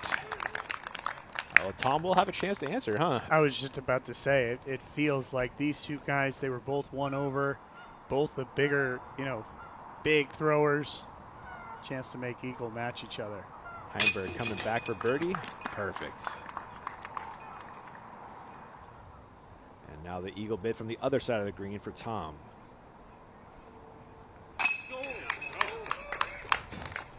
Big time make from Albert. Awesome. Love it. Again, a little bit of gamesmanship preparing for this match play in the afternoon. Second for Scoggins on 12.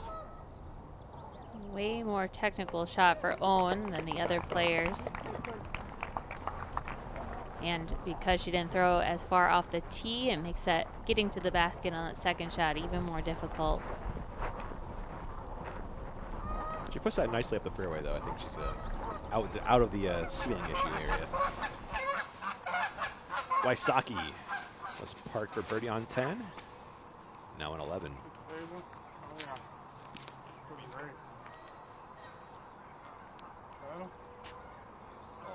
I didn't see it curl. Red flag. Yeah. That was such a slow skip. It skipped about 5 times before it found the water, but it was a slower skip than we've seen. Yeah, and I think the big difference there is he needed just a little bit more height on that shot. Everything else you could keep exactly the same. A little bit more height, it would have come down and jumped a little bit. Versus, with how low it was, it kind of power skipped and fell into the water there. Can Heimberg slow it down in time? That's a negative. So likely 2 pars coming up there for the Americans. Evelina, her second.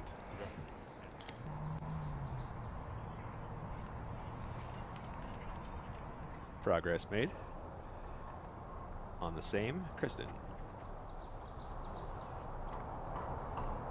Kristen's lining up that inside window. Now, in this situation, they're playing the exact same hole that our men just played, correct? A different tee pad. But on this one, I thought it was all the same. That's a little closer. Okay. Yeah, about 100 feet, I want to say. Because it says 924 feet. Just curious. Yeah. On 13, Burr. I don't think he likes this. Maybe?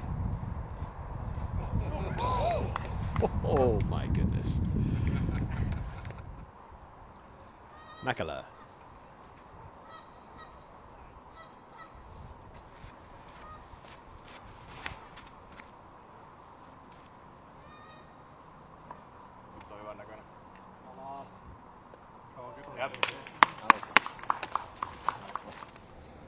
Safe. Hanley. And we did confirm, when it's in the par 5 configuration, which in this scenario is the B, it is the exact same hole. When they play the A, that's when they have the different tee pads. They have the different tee pads. Copy. Makala. Birdie putt inside the circle. Now we'll go a stroke on both Americans. As Heimberg and Wysocki both OB off the tee. Short par makes though, thankfully. Yeah, and if you combined the height of Calvin's with the line of Ricky's, they would have been absolutely par. Calvin had the perfect height. He just kind of kept it a little bit too far inside. Rick was just a little bit too low. He got the power skip long. Using the Team Mini here for the matching pars.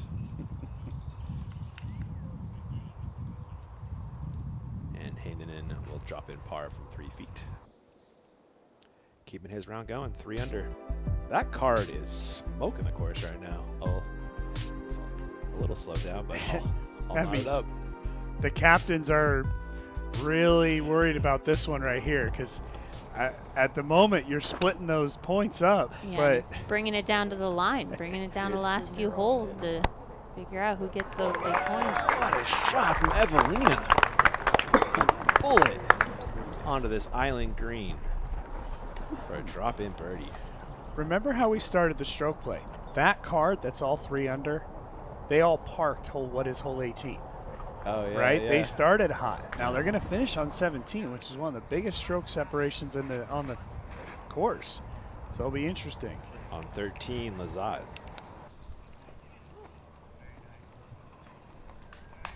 It's the good miss, but it gives you a dangerous putt there. Maybe 12 feet on the backside of that one. Not a ton. Oh, USA moving up a little bit here. Last time we checked, it was 2. Looks it's now 5. But it's so tight up there right now. Every hole we're seeing that number change. Hanley.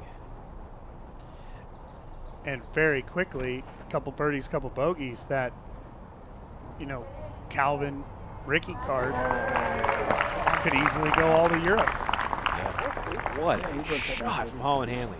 Perfectly done. That's how you throw that one. Yeah, Holland's power gave her a chance to really make that third shot. Very short, super controllable, not a lot of wind to worry about. One more watch from the catch cam this time. And you saw how low her release was, and her body was following that just direct line. Yeah, I definitely like if you're like a little shorter. Looks like Kristen will offer the sidearm play into the green. I would have loved to hear that finishing thought from Holland. I'm thinking a little bit shorter, then you could put more power on that approach shot. But there's so much strategy on these longer holes, especially with all the OB and trees to deal with. And then what you're comfortable with throwing. Whether it's backhand, sidearm, or the driver or the mid-range, knowing these distances and how aggressive you want to be on each shot, it really comes into play. Beautifully done by Lat. Varela on 10, throwing 2. Not the perfect tee shot, but let's see if he can make it work. With how today's going. Oh, my goodness. I mean, he's perfect. I mean, he's not parred. Really? I don't think so. Unless he did pick up one on the previous hole. Yeah, he hole did. 9, yeah. His only par back there. But still, that'll be... He's going to be at 5 after that? And again, scary situation here because Antela could flip the script very quickly right towards the end. And Jakub is also in a situation where he's kind of barely holding on to points as well. Got to keep a close eye on that card. Seems like AB's going to take the 4 points. It does, doesn't it?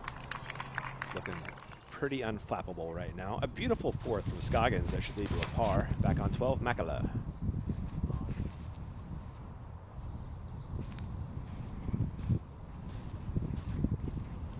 In business off the tee. Just think of how far right Gannon was compared to where Vino just threw. It feels like 100 feet difference. Wysocki? And Rick, this is a huge mistake. Oh, that gets even bigger. worse. And he's going to have to take a lie under that bush, throwing 3. Ugh. Macbeth. Hoping for some better fortune. Into circle 1. Putting for birdie. Also putting for birdie is Kristen on 12. She doesn't miss those often.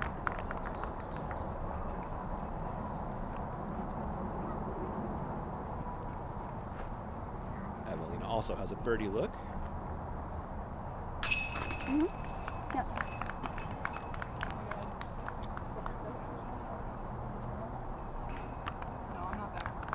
A drop in for Holland Hanley. Will keep her knotted up with Salonen. Both now at 2 on the round. One trailing on that card, sitting at 2 over. Kristen even, Holland, and Evelina both 1 under. That was a par putt for Semerad, so he'll take a bogey. Going back to Heimberg.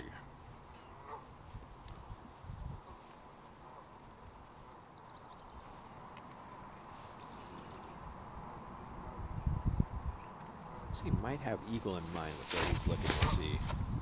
I mean, that is just a shell-shocked mistake by Ricky. It's unreal because Rick has all the power in the world to do what Calvin just did. And he's hitting the, trying to take the straight line. If you're going to go that way, you cannot hit that bush. Macbeth. Nice birdie make. And remember, Semrad making bogey, so that's going to be a two-stroke separator as seen. Man, big mistake. And that's what I was just talking about with Jakub. I mean, to make that mistake with only just a few holes left, Macbeth birdies, he bogeys. Antela bogeyed as well. It seems like it's going to be a tough comeback for Team Europe over there in that card. Kristen's drive. Fights through. It's a longer approach than you'd like, though, after the tree hit. We'll see what she does with that.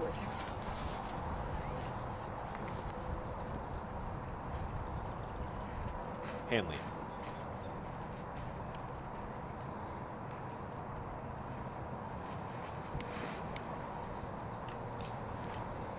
This hole is reachable. Holland brings it out wide.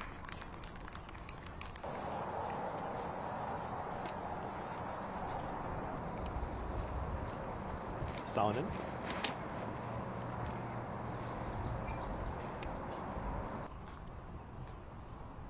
Almost found the window up there. Tree hill, make for a long approach. That was kind of the course thoughts there. You know, challenge that tree. If you hit it, you're going to be in a tough decision. Scoggins. Low again. Seeing that a lot out of Owen today. That's always a sign of a little fatigue, but this is early in the tournament. Just got to figure that out. Burr.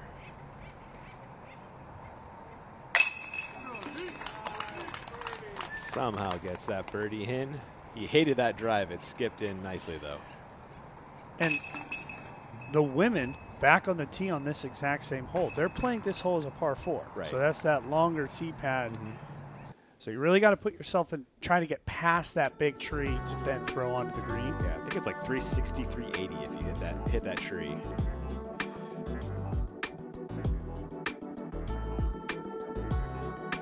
So Tom falling off there with that bogey.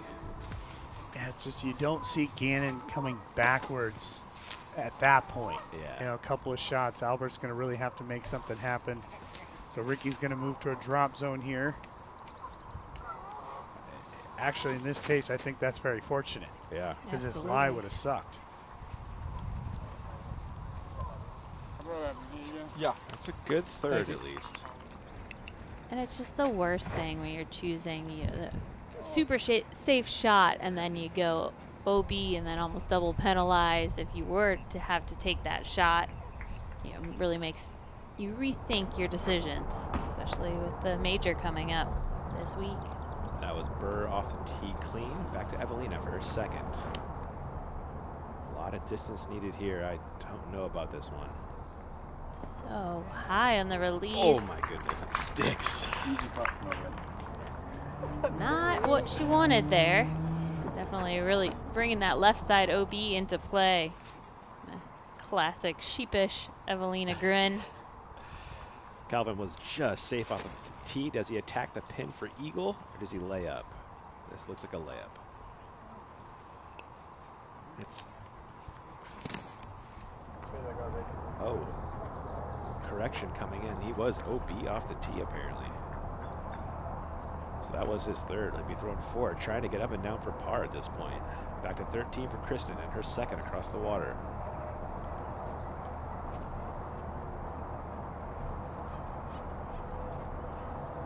Just high enough. I was worried. With that height, but clears it perfectly. It's always challenging to land short of this pin. It's a much easier shot to just blast it past the basket. A lot more space beyond it. Makala, his second on 12.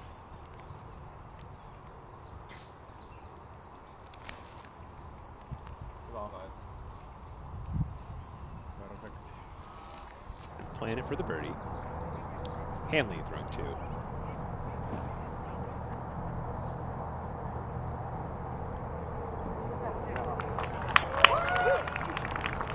Holland looking fantastic. Puts it real close for a birdie putt. Advantage Hanley in that battle with Salonen there. Lazat, his second on 17. I'm pretty far back here, actually. Yeah. I think it'd be tough to get all the way to the pin. He is going to get the green flag, but he's going to have that tricky putt towards the water we saw from Antula earlier today. Wysocki, now his 4th. Going over the top, it looks like. Spike Heiser into the green.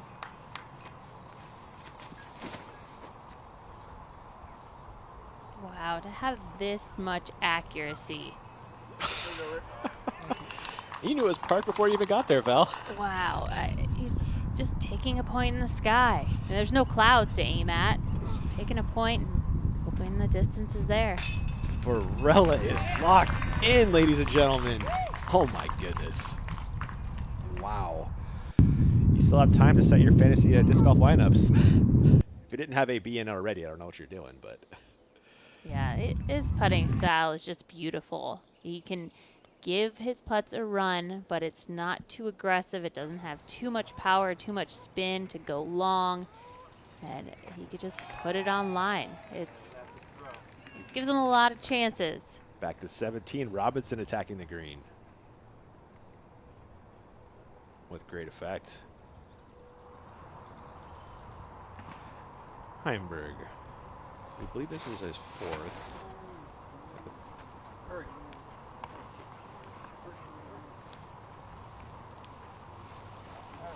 Yank, Rob.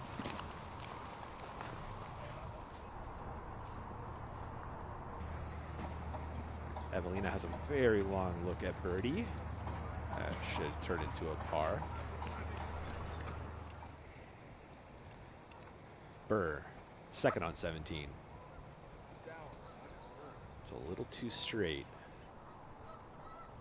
And can this get off the green somehow? It does. What a break. Long birdie putt for Kristen.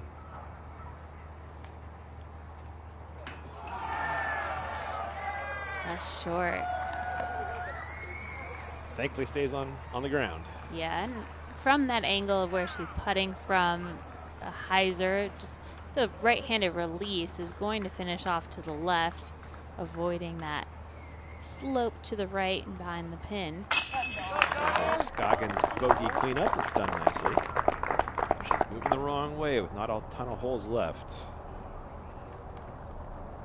Just 3 left here. This FPO card. It is a birdie putt for Hanley to separate.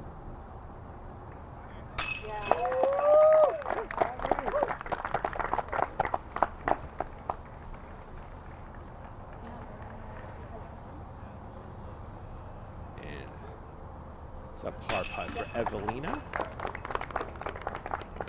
That was that tester distance for Evelina. That one was very solid.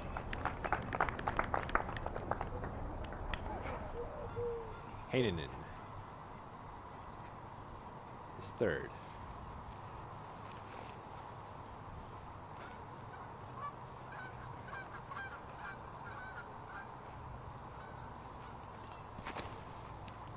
So these baskets won't be in the way Yes. during regular competition.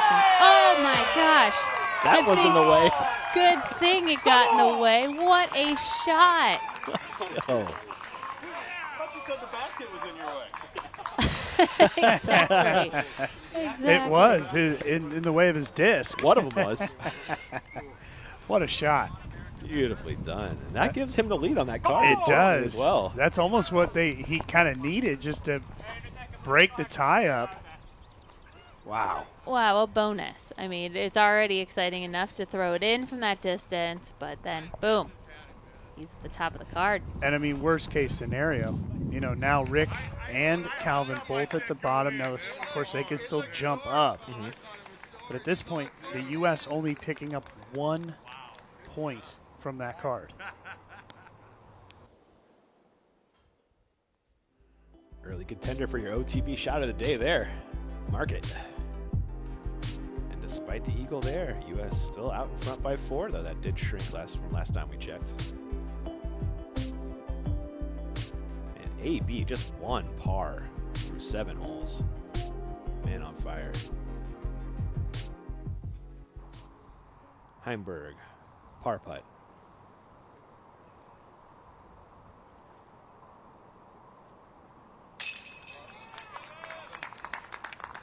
The approach was barely in bounds, but he takes advantage.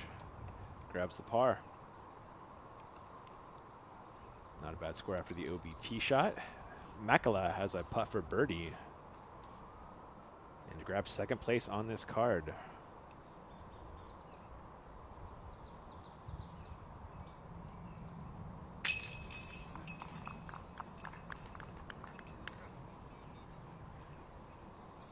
Europe looking strong on that one.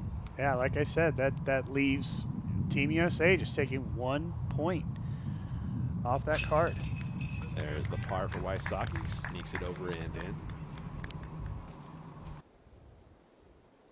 Just 2 holes left to go there as well. They're playing pretty quickly.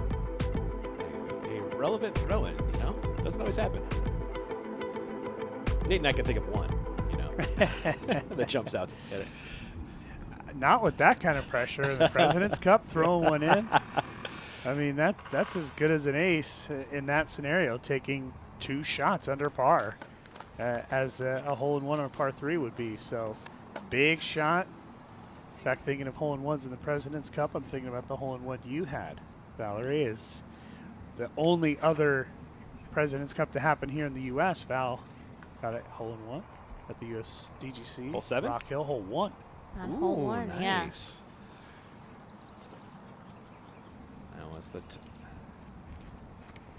Evelina on the par 4 17th.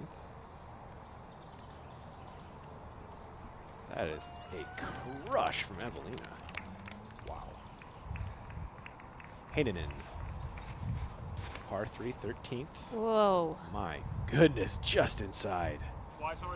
This could go in. Wow. What if? Here, Vino Makala, twice or it's luck. You'll love it. And he's loving the result of that shot. A little scary out of the hand, but you gotta love where it finished. Robinson, nice birdie on 17.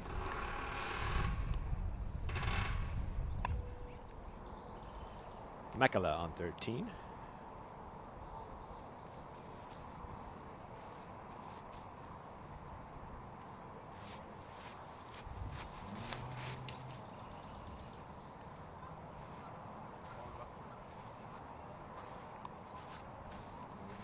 Would have liked a little more bend, but the distance was fantastic.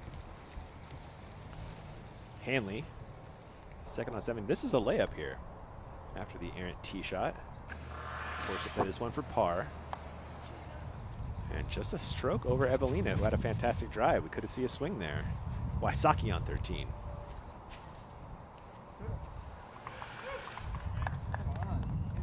A lot of ground play. Safe. Getting the spectator safe call.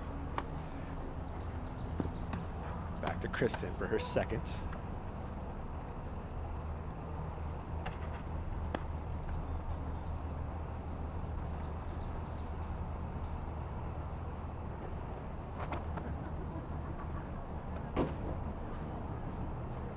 Kristen goes for that big water carry. Not a doubt. Lovely stuff there. Possible 2-stroke swing with Latt and Hanley. Show the birdie putt. Colin needs to get up and down for the par now. Calvin Buckets Heimberg, tee at 13.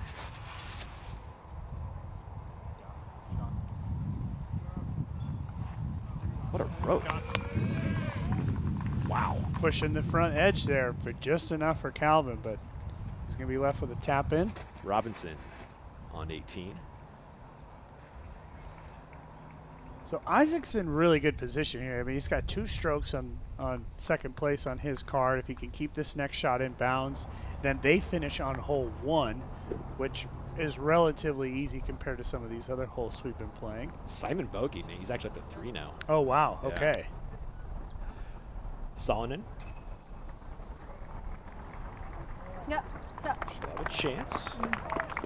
And green light as well. Yeah, so back to my thought on Isaac, I think at that point with 3, you really just play this safe, keep it in bounds, avoid an OB on 1, and you're going to take the 4 points. Yeah, great point. You know, that's the best you can do in this situation. Makala for birdie. See the teapot putter can pour one in. Let's go. Nice make. I've missed all your one-liners, Ian. Oh, it's been a while. Yeah, so with Holland laying up, she still has to accurately throw this shot. And with the basket perched up on that hill, it's all about control of the speed as you come into the pin, but she has to have the height perfectly dialed up. There's a lot of pressure behind this approach.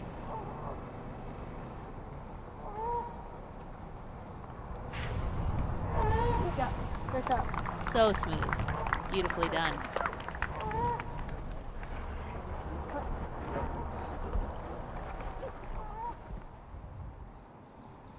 Waisaki for 2. They must make this late. So that gets Rick to 4. You got to assume that Calvin's going to get to 4, considering he's under the pin. Burr, 18.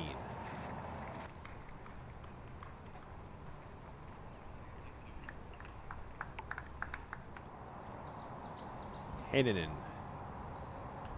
So he went longer than we thought originally. To stay out front, and no. In fact, he got fortunate that didn't bounce off the top and go OB. Because these are flat top baskets. He could have just easily shot out of bounds. Very fortunate. So he'll then be tied with Vino, and Team America will, each one of them will be just 1 shot back. So they could have a big stroke swing coming up in the next couple of holes. They got 1 left, Nate. Just the 1? No, I believe they have 2. Just the 1. Just okay. the 1. Yeah, they're headed to 17. So this is, whew. Yeah. Exciting. It sneaks up on you, doesn't it? It really It's 9 does. holes. It really does.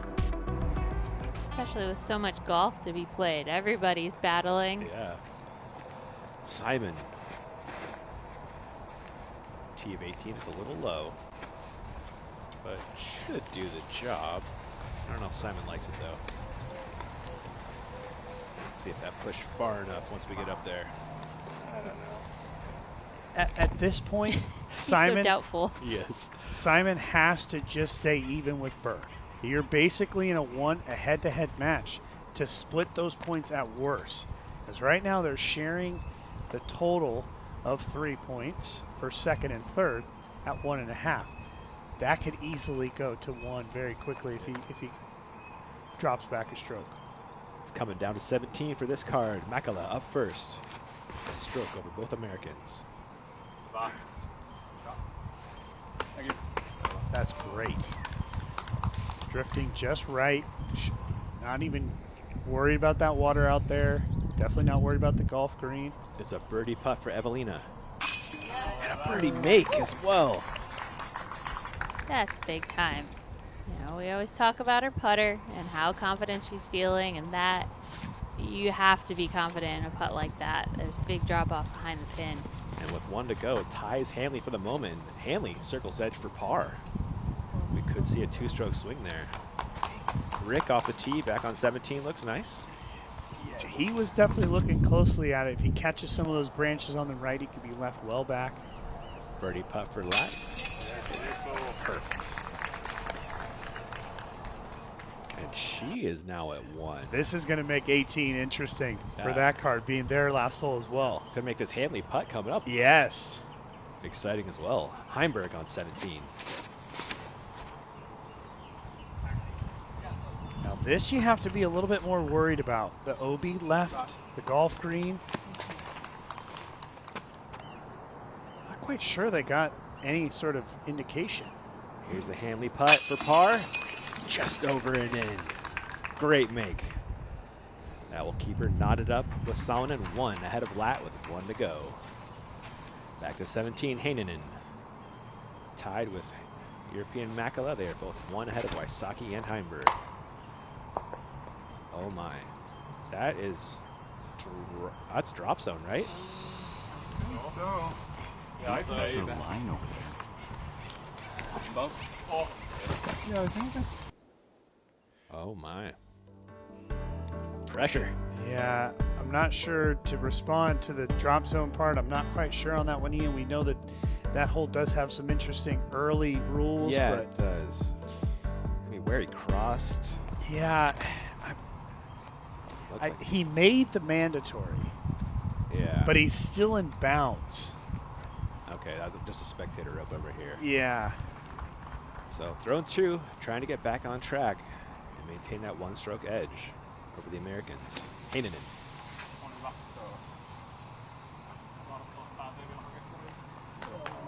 Headed out where the Makela drive went. Yeah, it's so interesting how 17, we've seen that tree be hit a lot. Yeah. And that's why we see big stroke swings on 17, because if you don't get a good tee shot, it's tough to make birdie or even par. Simon is attacking the green on 18. This is flexing nicely. It's floaty though. Getting the it wind's over there. getting it. Oh. It looked like it crossed. It was definitely in. It bounced right on that line. Yeah. It's going to come down to his fellow competitors if they had a good eye on it. This is a chance for Bird to grab a stroke with an up and down and grab second place on the card. I think you can count that one, Nate. Maybe not today, but just in the last 3 minutes, so much has changed as far as the points are concerned. Varela on 13. Come on. Oh my God. Woo! Goodness. Yeah, baby. AB's throwing darts today. Nearly tosses it in from the tee. One more look at this as it spikes home. A foot short right there? Yeah, just barely short. Dead center. Varela tearing up this course. That'll be 2 pars. He's going to 7 down on these 9 holes coming up. As it stands right now, Team UC and Team Europe Captain UC would take those scores right there, because there's potential that they're going to lose even up to 3 or 4 points depending on how these next few shots play out, especially on that Wysocki card, who right now they're only taking, the European team is taking 6 points because they're going to get 4 and 2. So they're taking 6. That could easily switch to only taking 1, right, depending on how these guys play this hole. Wysocki throwing 2 on 17. Needs this to get left. It's good enough for par, but he will not birdie from there. Speaking of birdies, Barella. Another one. What? That's pretty good. Hey, what a President's Cup kickoff for AB. Back to 17, Makela, and his second.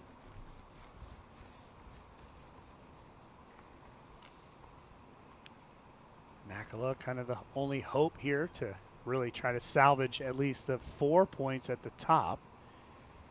Yeah, birdie would guarantee at least one first place for the Europeans. Yes.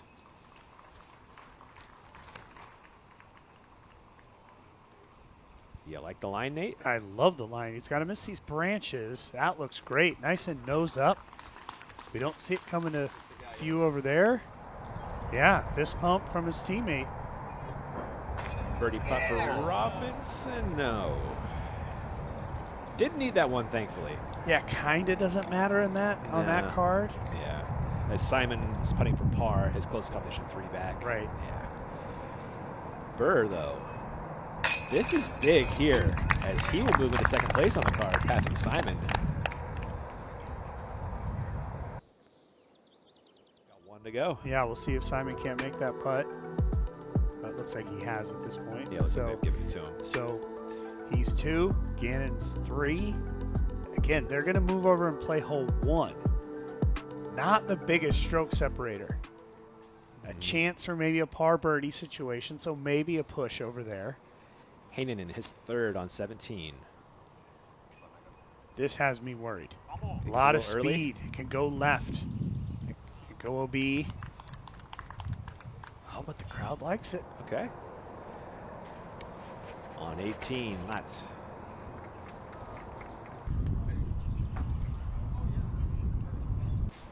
Value play it for par from there. Is it far enough?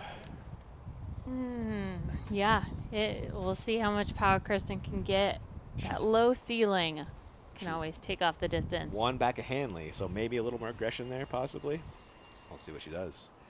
And really, Owen's not going to catch her, so doesn't need to worry about going backwards. Heimberg going up and over. A birdie would be huge for the Americans.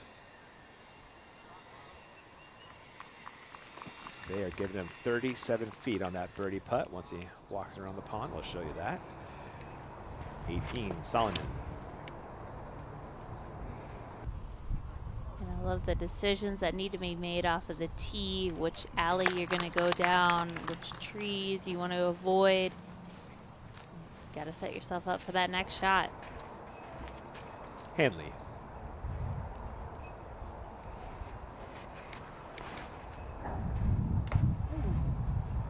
Oh, wow. And I'm thinking in my head, wow, this is a really great play from Holland going left. It's a wide open shot, but she still connects with the tree, and that's going to take a ton of distance. It's Wysocki's third on 17. Just need to keep it in bounds, which he's done nicely. Should be a make for Rick. He's going to make par, but he'll need help from Makela to grab a share second. Or excuse me, Hanen. That's the long par putt coming up.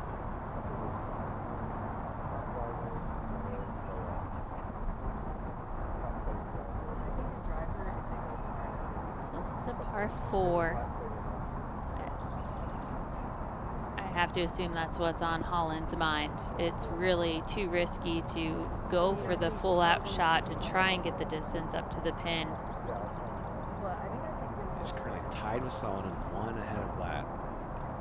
So playing it safe for par is going to put the pressure on Kristen to be more aggressive. This is, too, where a potential captain conversation could come into play, because really the men have dominated some points. At this point, just go for it and stay aggressive. Try to get as many points as you can, because you've already got one group that's confirmed 6 points locked in. You're about to have a second card potentially do that. And she stepped up and did it. Big shot. They had her at 450 to the pin there. Puts it pin high. Incredible shot. He's on my card. Makela to lock up the win for Europe on this card. Now, I want to tell you, this is a chance to go OB. If he misses and bounces anywhere off that basket, whether it's the top or the basket itself, that could roll out of bounds very quickly.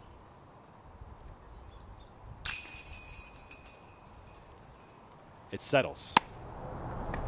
So Heimberg will have a chance to catch Makela and Hanen with a birdie putt. I'll show you that once it happens.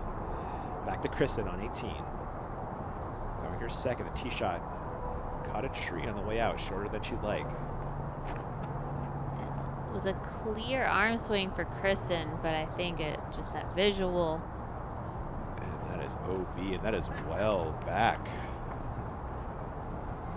And as we said, doesn't really matter. The pressure that Holland put on Kristen there, I think that probably affected that shot from Kristen, feeling like she really needed to put it in close. I think you're exactly on it, Nate. Now it really comes down for Holland and Evelina. This shot here, is it going to be split points, or is somebody going to take the 4 points outright? Evelina over there with Hanley. Likely 2 pars coming up then, you think? I don't know. I mean, who putts first? And again, it's interesting. You know, if I'm Captain Avery, I might be over there saying, "Hey, let's go for it. Let's go for this putt because we have picked up significant points. Let's try to get as many points out of this card as we can." Nice shot by Owen.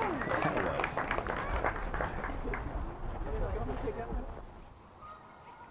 For a share of the lead on this card, Heimberg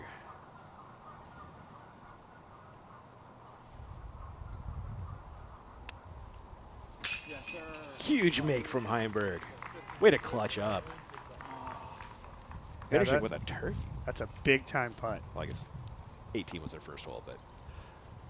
So wow. Team America went into that hole with only 1 point.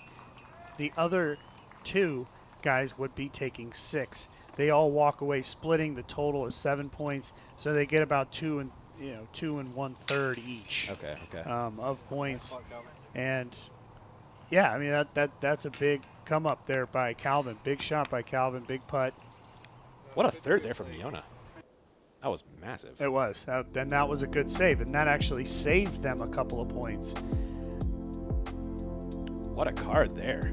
What a battle. That was a big battle. Ricky's going to take nothing from that. How about that, 9 huh? holes. Yeah. 1 stroke off, good for nothing on that one.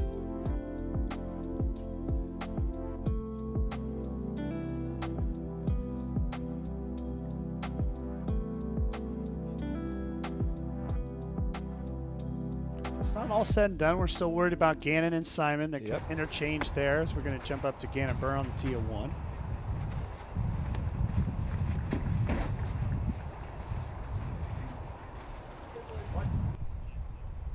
Testing that ceiling. This is fantastic. OB. Oh, that is OB. That's how close it is. Now a chance for Simon. Because you got to assume that Gannon's going to make that putt, but chance for Simon to come back and steal a point or half a point. There's the 4th for Kristen.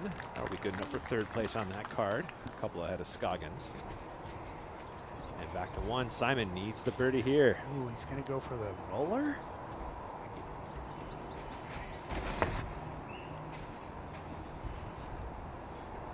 A lot of wind play there. Needs it to come way right. And Gannon Burr has avoided a big, I wouldn't call it a mistake, but he's had a big opportunity there. And Simon gave it up. Evelina lays it up. I expect the same from Hanley, and that's what we'll see.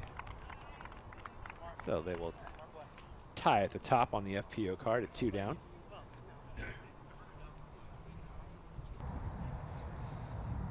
Taking the points. Yep. You know, of course, Holland could go for all the glory to win the card, but getting the points. There's a lot of things that could go wrong with the miss putt. There's so much risk on this basket. So I think good decision, well played. And Evelina gets in the par. There's a bogey coming up from Kristen. Still 2 strokes clear of Scoggins, and Hanley in for her share of the lead on the FPO. Yeah, Owen will have some cleanup to do if she wants to battle it out with Evelina. There's a 4-stroke difference between those 2, and they'll be battling, Holland and Kristen, just 2 strokes apart. But it's a head-to-head battle coming up.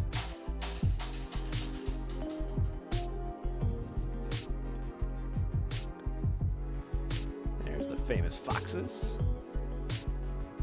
And what card that was. Yeah, that was a great card. Again, those top 3 guys splitting those points. That's 2.33 each.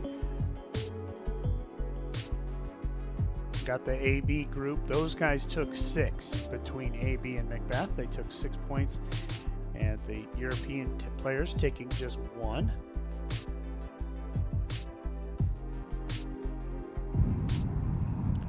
Simon needs to throw this in.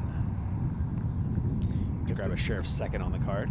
If there's anybody that you would pick, he might be the one. Yeah. From distance. Oh, not off by much with Simon from the fairway. And I think he even putted it out of bounds. That's how close the OB is there.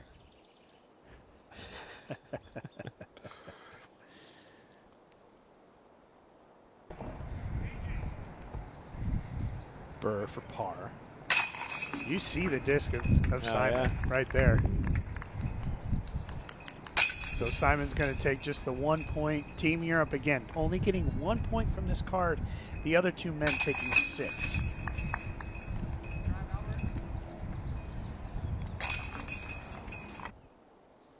And Calvin really saving the day on that card, didn't he, Nate? Making that putt on 17. Yeah, that was a huge shot. I mean, that was really big. And really, when you look at it, you really think of Heinonen, who was struggling, wasn't a good tee shot, but he stepped up to make par there, saved his team a couple of strokes. As we go into the, as we go into the match play, big deficit here for Team Europe to make up. Yeah. But those 1.5 could be a big factor come this afternoon. Still not over yet. I mean, Europe could win every single matchup in the afternoon, easily. The talent is there.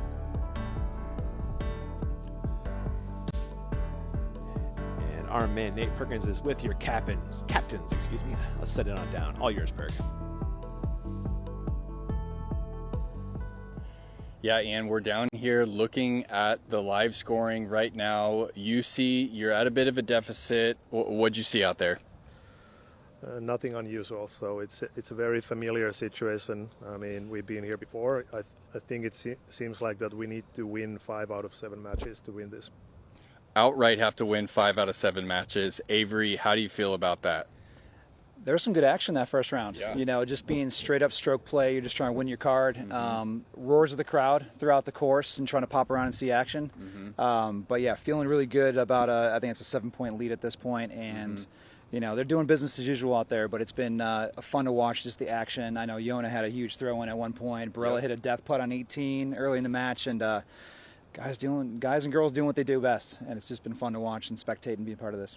Yeah, I was actually following the Yona Waisaki card, and he ended up not even winning the card. Yeah. Calvin came up big with the birdie on the 17th. Yeah.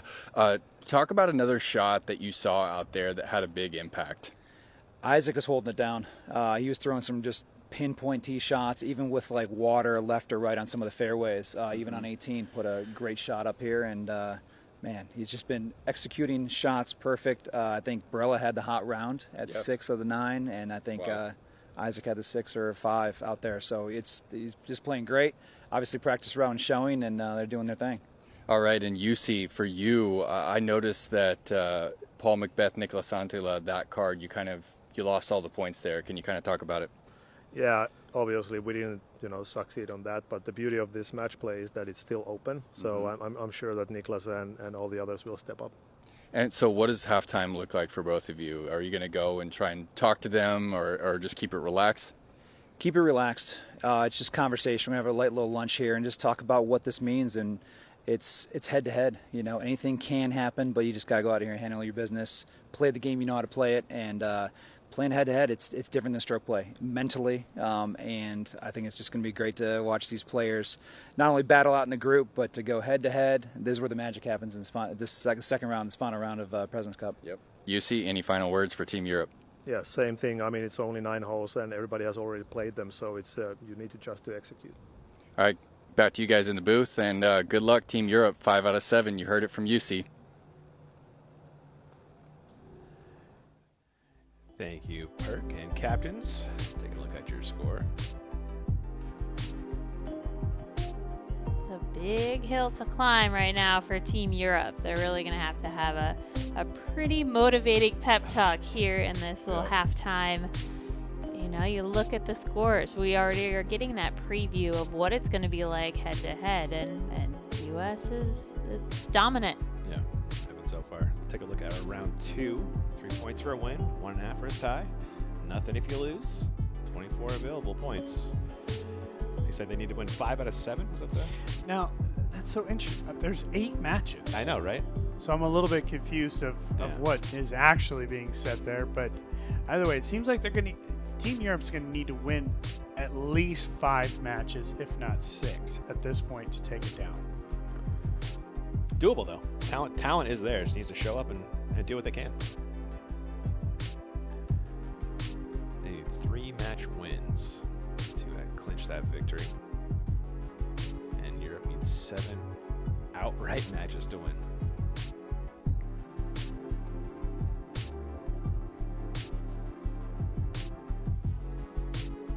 Take a look at our afternoon matchups. I feel like it's a little easier for UC to go into the team and say, look, nobody believes that this can happen. And that's when great things can happen, is when the chips are down, the cards are down, you have no chance that's when you can really do it. If you're Avery, you go in and as he said, handle your business, go out and win your matches. Don't trust that everybody's going to win theirs. Go out and win yours. We only got to win 3, but let's not put the pressure on anybody else. Go out, do your business, and help your team. I think that's the kind of the 2 conversations that'll be happening. And it is just 9 holes, right? You know, anything can happen in 9 holes. And adjustments and things, you know, yeah, some of these guys shot over par, but now you can make those adjustments and see if you can't make those holes a little better, avoid some of those bigger mistakes. Yeah, and you know, thinking of the scenario of Team USA being a little bit more relaxed, maybe wanting to clean up some mistakes. Team Europe's hungry.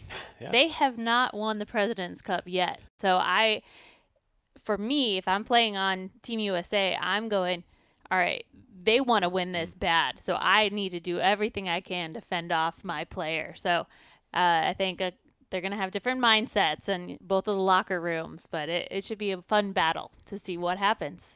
A little more Team aggression Europe on needs the it. Europe side, you think? We'll see. We'll see. We're going to send it off to a quick break. We'll be back in just a few.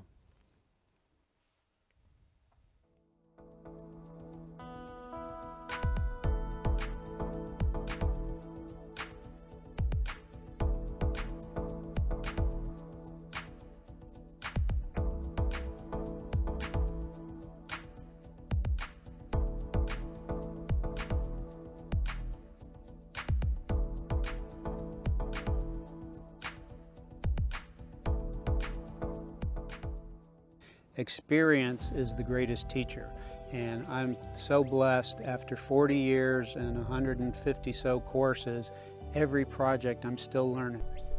I think when you get down to it, a lot of it is about vision. There's the vision for individual holes, there's the vision for the property and what it can become as a course and what it can become as a venue, and then there's the vision for what disc golf can become. OTB is very specific on how they list the disc because they want you to like the disc. Virtually in your hand tells you what the disc is going to feel like, how heavy it's going to be. It's everything you want to know before it shows up to your house. Not just marketing. It's only the best.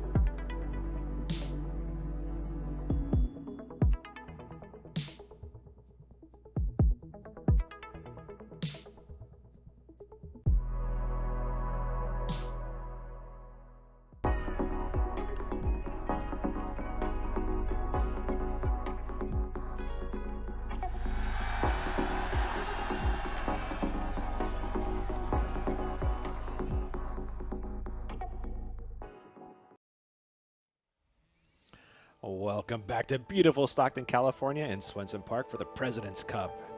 It's time for match play, and Team Europe will need to do some amazing things to hunt down Team USA.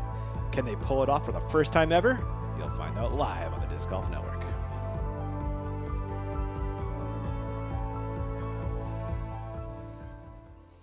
And welcome into the booth, Ian Anderson, 4-time world champion, 3-time world champion, Val and Nate respectively. It was a fun 9 holes, guys. You like it?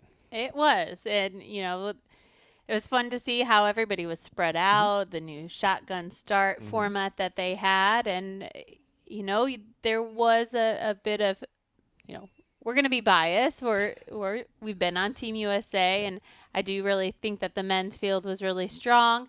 The women's, I wasn't sure what was going to happen with those matches, but it was a great start. Yeah, I totally agree. I think AB kind of set the tone with that big putt on 18 very early in the round. But as Val said, I think really it is anybody's game truly as we head into this match play. Yeah, the U.S. only has to win 3, but that being said, it's still possible for Europe to pull this thing off. Yeah, really, it's just 9 holes. Anything can happen in those 9. We've got strokes flying all over the place, water everywhere, Mandos everywhere. Let's check out some highlights from earlier. Oh, man, that was on a big make to start her round. Really set the tone on the card. Speaking of tone setting, how many death putts did he make that round? Yeah, he was, again, just the tone setter. Simon was, you know, out there doing his thing as well, but he kind of got caught towards the end by Gannon. Match play, as Avery said in the interview after the stroke play, match play is just so different mentally. You really are, there's some gamesmanship there. You kind of got to understand exactly what your fellow competitor is doing. The reality is you could win a point with a birdie or a bogey. It just depends on what that other player's done. What are some of your favorite gamesmanship moves here in the match play, Nate? Like not letting them putt to finish out type of stuff? Or yeah, a lot of it is like, a lot of it has to do with, are you going to give them certain things, or if you can get the tee. You know, over the years we've played just a ton of match play, and I just love that little games, which is just one-on-one. Got any secret tricks, Val? It all comes down to who throws first. You know, you have to have your confident mindset and what exactly you want to do, but when it comes down to it, who's going to throw first, who might make a mistake first, or, you know, setting that tone with a killer drive. It's fun. But yeah, now it comes down to just basically one-on-one.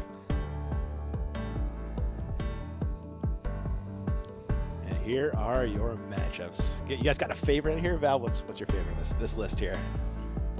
Well, I'm looking at the women, and Holland and Evelina had some great scores in the front, so the women's groups could be a wash. Yeah. We'll see what happens. Owen was really struggling, so we'll see if she can give Evelina a little bit of a battle. And Kristen was right there as well. It was just a matter of a stroke or two.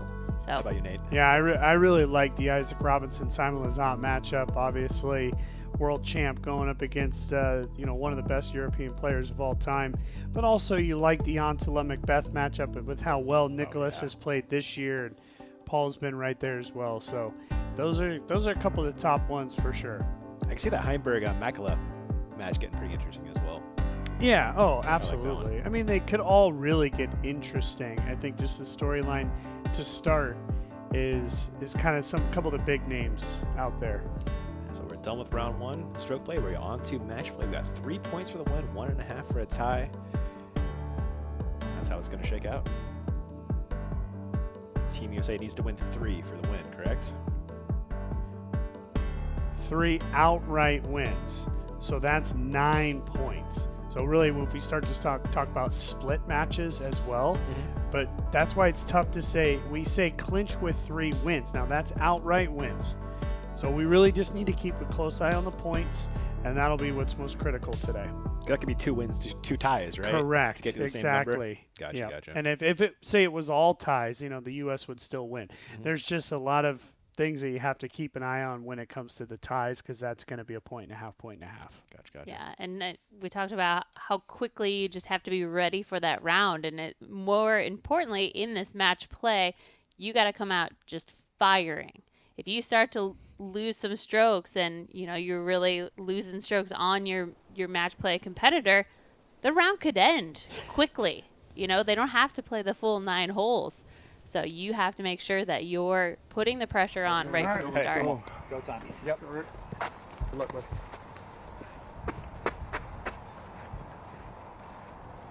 Hayden, we are on the tee of 18.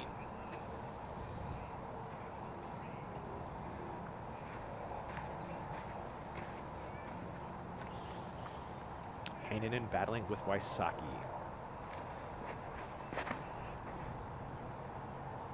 Okay. Too high from Heinonen. For a very long approach, if he even tries it. Wysocki.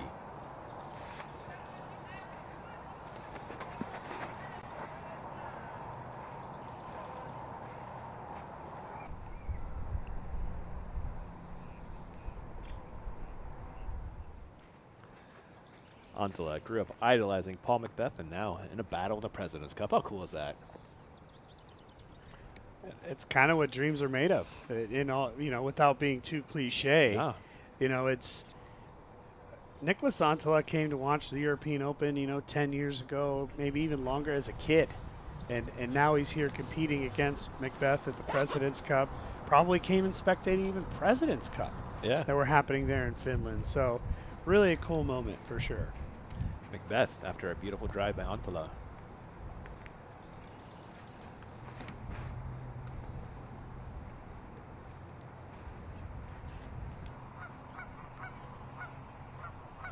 Great view from our catch cam.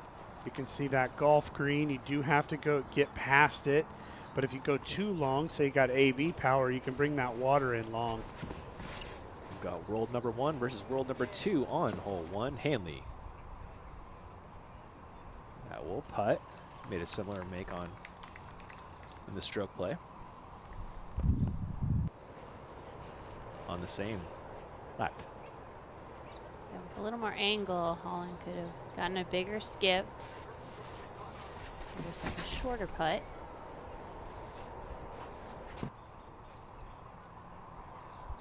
And Kristen finding the edge beautifully for a park job. Pressure applied early. Semerad on 17.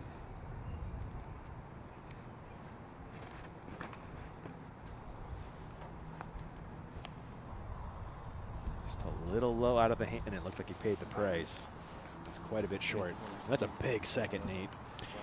It is. Now, it is to get all the way to the pin. You can play it safe, but then that third shot can be challenging. It kind of just takes birdie completely out of play. Unless you have elite power like an AB, like an Eagle, Simon, Calvin type person. But if you're that far back, if you're short of this hillside right here, getting birdie is nearly impossible. And that's exactly what AB wanted off the tee. He's in business on 17.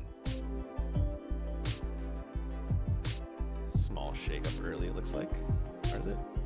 No, we're all still knotted up. Yeah. I think at this point it's...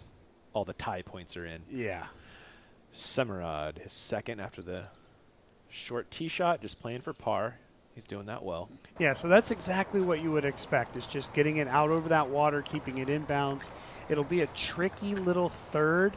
A lot of times from that position for Semerad, the players end up short, because if you go just beyond the pin, you can find the out of bounds. Hanley likely needs this for the push on 1. Does not connect this time. Wow, that was so similar to the putt she just hit a few hours ago. Burr. Carbon copy of his round 1 drive. Missed the putt. Can he find it this time? I need an FD1 for that shot. Because FD3 just always skips too far.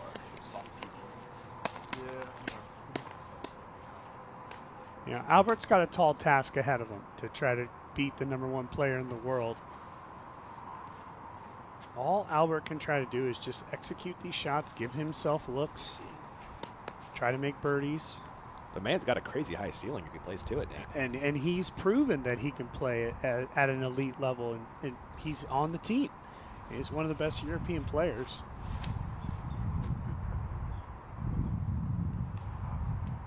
I think for Albert, it's all about making putts. If he can make a putt or two, that could really get him going. Yep. Owen had to lay up for par. Birdie putt for Evelina and grabs a hole. Both Europeans will grab a hole on the FPO side early. There it is. Christian converts as expected.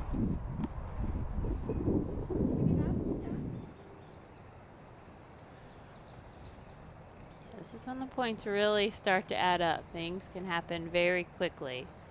Second shot for Nicholas. 17.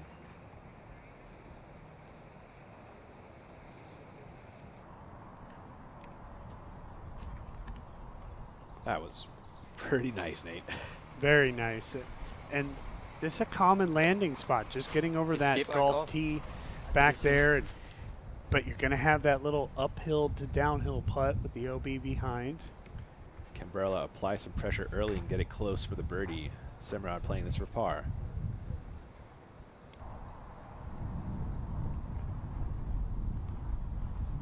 He's been making death putts like that all day, though, Nate. Yeah, I'm not even going to question it for AB Right? today. It seems like everything he touches turns to a birdie. Macbeth. Antala in circle 2 for his birdie bid. It looks like about the same for Paul, huh? Yeah, I think, probably within just a few feet distance-wise of each other. That's just tough to get it close to the pin. The top of that hill is just so sticky. That grass is so thick. Makala on 18.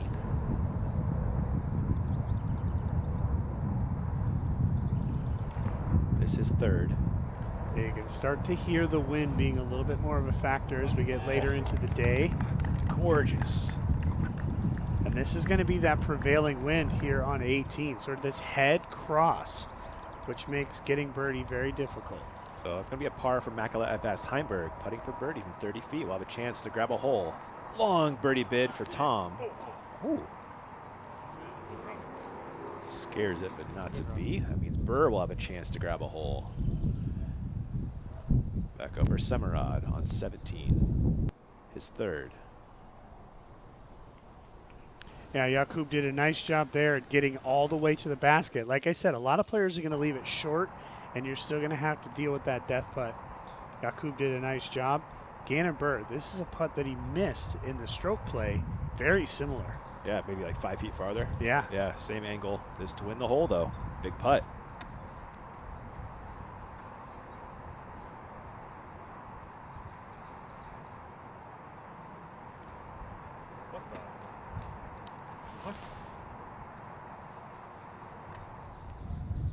By his reaction, he sounded a little confused maybe with the wind. Sure. They're dropping it more than he expected. Birdie putt for Macbeth finds the cage instead of the chains. So Antala will have a chance here. Much better angle there for Macbeth to be putting as it doesn't have the water directly behind the basket. Kristen on 8 found OB off the tee during stroke. There's a correction for you. That was so beautiful. And I'm thinking how challenging these holes can get once you start to add wind to the equation. And this is already a tough line to hit to make sure that you're staying away from that OB, that you're throwing the right height, but then you release it and then the wind can do whatever it wants to that disc. Oh, Hanley had a line, but she'll be out in circle 2. Will likely need to match that and stay one behind Kristen. Barella for birdie. And to win the hole. That looked like it should sit. This is Calvin Heimberg to win the hole on 18. Makala, as you can see right there for his par.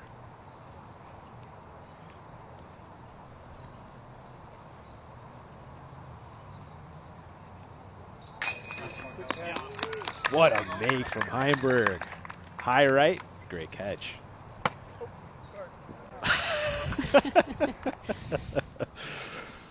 Antala on 17 to win the hole. And grab one on Macbeth. Oh boy. That It's got to sit down. Looked like it should land nicely. We'll see.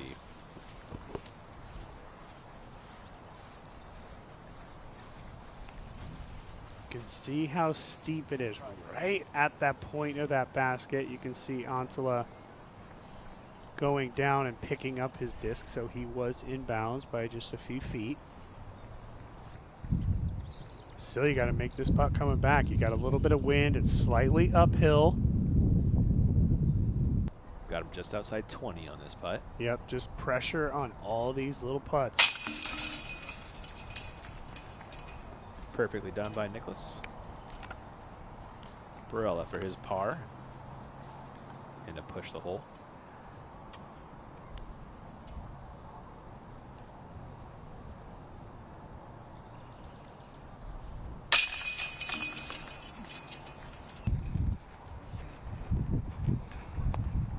Think of every hole as its own challenge. You know, you want to win each hole. It's not a stroke play or the progression of your play. Every hole is worth that point. Fighting for that point every single hole.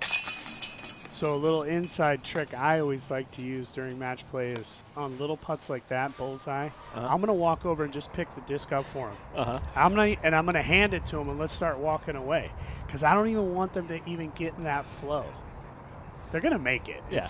It's 6 feet. Pick it up, move on. And then all of a sudden they're thinking, "Wow, I haven't made a putt in 3 holes." Exactly. Hopefully that works. Hainen had that for birdie and found the water instead. And he will lose the hole. So where you might lay this up in stroke play, she's got to go for this. Hanley. Oh. And Kristen looks like she'll go up 2 through 2. Remember, between rounds, we talked about adjustments. What adjustments will these players make? Kristen has perfectly adjusted on 1 and 2. She was 1 over through 2 holes today, or this afternoon, 2 down. Evelina with a huge make. Wow, circle 2 on the elevated pin. That's match play Evelina. Wow. And Owen was just inside the circle, so Evelina had to hit this one, knowing that Owen, she's deadly with a putter. Maybe take some pressure off the putt, though, you know, she doesn't have to worry about the comeback or, you know. Owen ended up actually getting the par, so paid off to go big for Evelina. And look at the captains comparing scores. It's just getting started. Yep. And look at that, where we're sitting right now, through 2 holes. Very tight battle.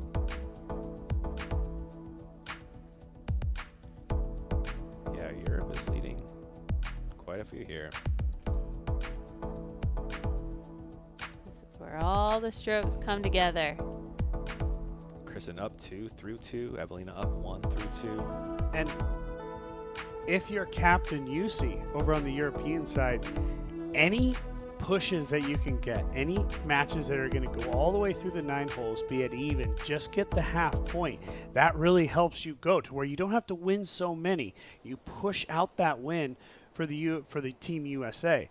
So I think you have to battle to even try to stay all square in some situations, like we are on these 2 matches. Of course, we've only played 1 hole. Antala 18. Everyone grabbing a par on 17 on this card. That is fantastic.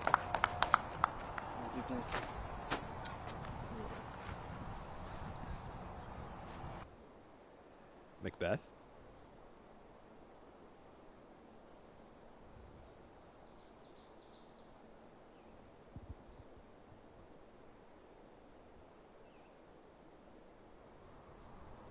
I just love how this fairway's framed up. Paul, dead center on that flight. All you need off the tee there. Simmerad.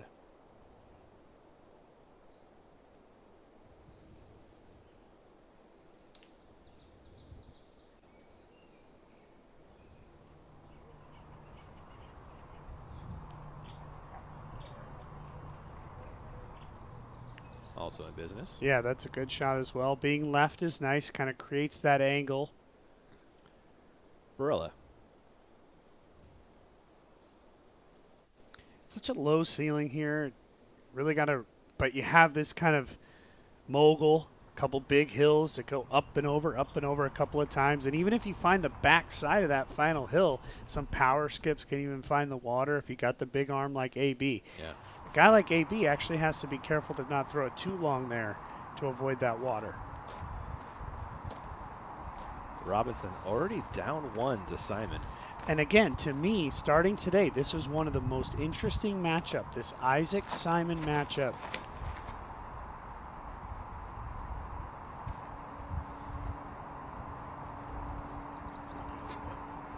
Good, not great. Yeah, it's inbounds. He was quite a ways back. So I would say pretty close to great considering the situation. Awesome. Kristen. Shooting the double Mando nicely. Reminder, Hanley did miss this one off the tee during stroke play. See if she can find the redemption. Ooh, Simon's out of position here, Nate. Yeah, so this is exactly what we saw from Calvin in the first go-through. If you're too long, you're near this back out of bounds line, you've missed that initial, the main gap that we just saw Isaac throw down. Is a very tricky shot. Got to make sure to just push it long if you're going to do anything. You don't want to come up too short here. Touchy angle control required.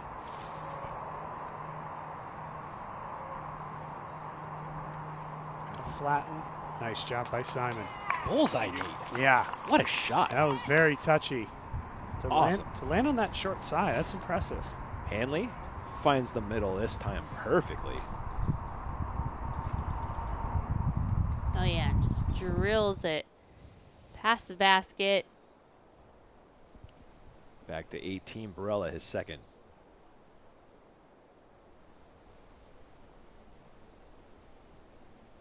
Man is dialed today. He really is.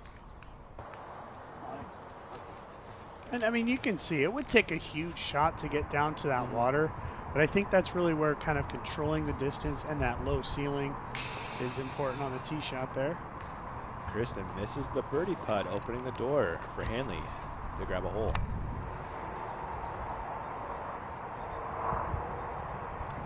Isaac needs this with Simon Park. That should provide a push for Robinson. He'll stay 1 off of Lazat through 2. Let's go back to 18 and Antala. Throw in 2.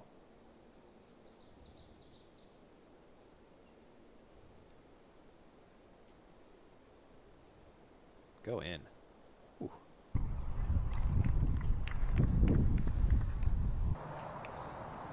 Is that where you're thinking, you know, on your second shot, miss long left, if anything, Nate? Yeah, definitely that back left corner is just the bigger landing zone. To win the hole, Hanley also finds the cage. Opportunity missed. You don't get too many. Already a third of the way through in that battle. And she's down 2. Again, it comes down to that extension of her arm. This time drops the arm, so it didn't have that just one more rotation, one more reach to the pin, and that would have been in. A great approach from Semerad. He'll have that left for birdie to ensure at least a push on the hole. Macbeth now.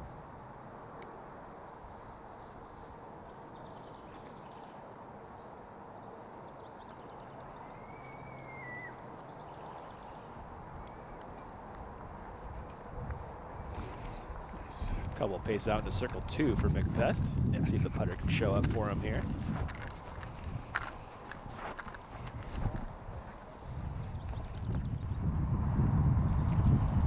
Kristen, tee of 10.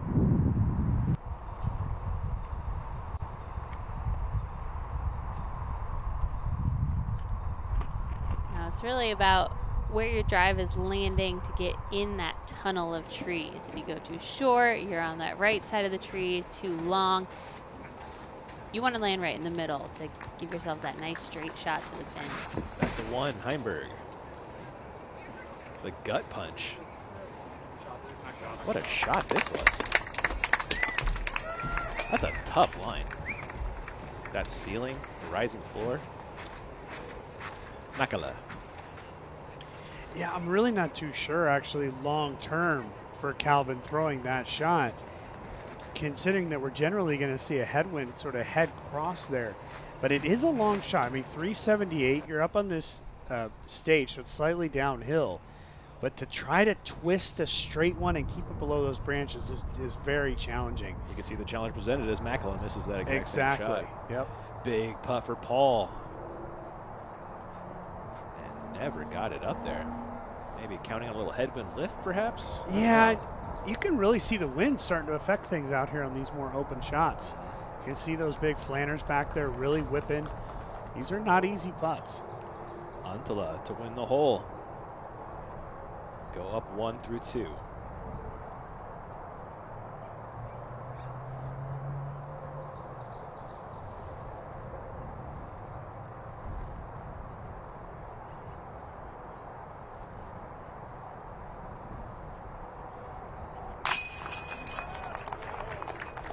Fantastic make from Europe's number 1. That starts to just build that confidence inside Nicholas that this is truly something that could happen. Barella, birdie putt. The cube just a couple feet closer. Also putting for birdie.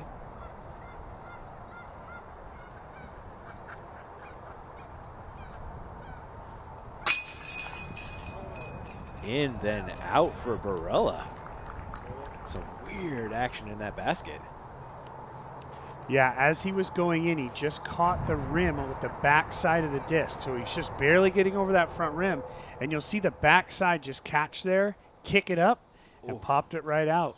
Wow. Door open for Semirati. Walks right through. And again, AB played so well, set the pace, best round of the stroke play, but now he's already one back, and he just missed a putt that you couldn't even imagine him missing just about an hour ago. So Europe up in both of those matches here. The pressure is different. The Yep. pressure is completely different because now it's not like you're just one shot back. You got to then earn that hole back and, keep on moving. It's tough. And that's wind. You saw that he took a few extra seconds over his putt, whereas that first loop, he'd step up and he knew exactly what he was going to do. He's going to make it. The wind is making these players think a little bit more. On 1, Wysocki to win the hole. And Rick off to a great start. Up 2 through 2 over Heinonen as he picks up Jona's disc. Makala also back 2 through 2 as Heimberg. Yeah, so as it stands, USA is currently really taking the trophy. And again, if you're the captain, you kind of look at that group that we just watched. Now, they had a very tight stroke play match, but on paper, the firepower of Ricky and Calvin over the other two, not even comparable. Yeah. So you're hoping you get 2 wins off of that card. Really, everything else is up in the air at the moment. Hanley's approach is in the circle for a birdie putt. Kristen on the same. Yeah, Kristen has that much tighter angle on that left side, but makes it work. Just outside the bullseye.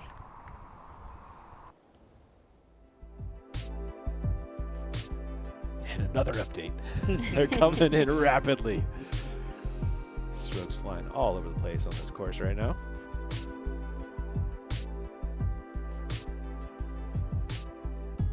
It is very tight out there. Most of these are just one or all square here. Actually, I lied. We have nobody all square right now. How about that? Salonen throwing 2 on 10.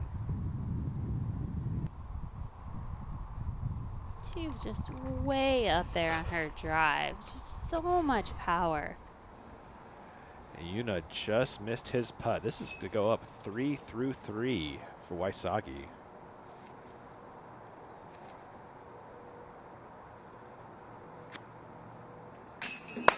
Oh, yeah. Nate, the shark smelling blood in the water. Big time. This card, as far as Team USA is concerned, it's going to start to get a little bit out of hand. They've only played 3 holes. They're down 3. Let's see what happens over there with Calvin and Vino as well. There's a chance that could happen here. got Makala from 50 for par. Heimberg 18 for birdie. Exactly. That looks like 3 for 3, doesn't it?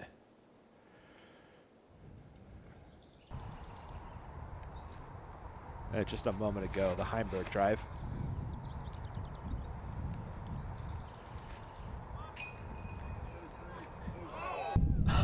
That's one way to get to 18. Yeah, that's some nice little help at the end. And Makala. Because if you really just take this group, you look at the Team USA, you have the #2 player in the world, and then you have, or top 5 in the world. I don't know exactly where Rick is right now, but he's close. And then you take the defending champion of this tournament up against these two guys, which have not taken a title quite yet on the Pro Tour. So it's an uphill battle. And nobody plays Swenson better than Heimberg. Is the lowest average around out here. Hanley. Birdie putt. Kristen just outside the bullseye. Colin needs to make it, and she goes high this time. God, was that a must make already? Pretty close. With only 9 holes, you figure you go down by 4. You got 5. You got to win them all. Yeah. To even try to win a full match. On 1, Antala.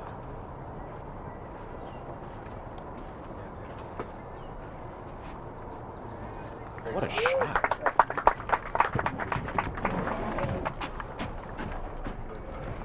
So you can see, as we were talking earlier about hole 1, that really the power sidearm is ideal here. Yeah. You can kind of play it down low, try to play that skip. This is the area that they're talking about mowing tomorrow morning, so this should actually get a little bit more ground play as the week goes on. But that was a little bit inside for Paul, inside and short. So right on the edge of the circle. They'll need to make that, though. Antala very close. Birdie. Semerad.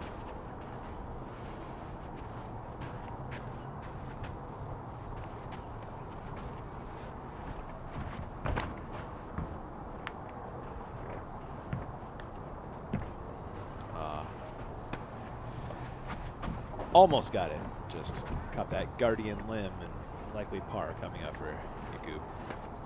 Yeah, door open for AB.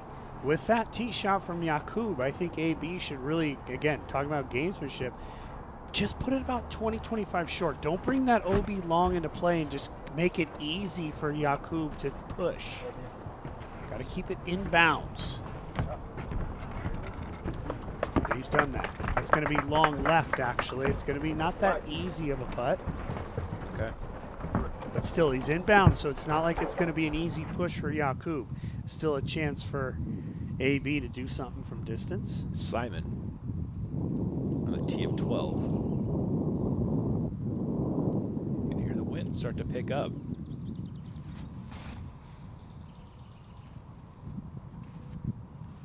Boom.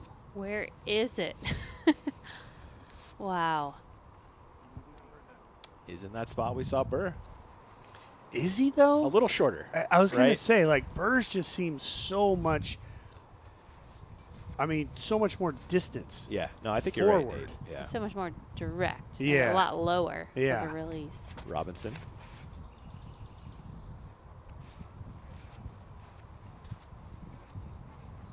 Okay. That's good pop. Mm-hmm. You need to land in such a perfect spot to attack the island from that left side, though. And Lat to win the hole. 4 up. No. What? Kristen's 3 up. 3 up. On Thank you. Holland. Thank Yeah. you.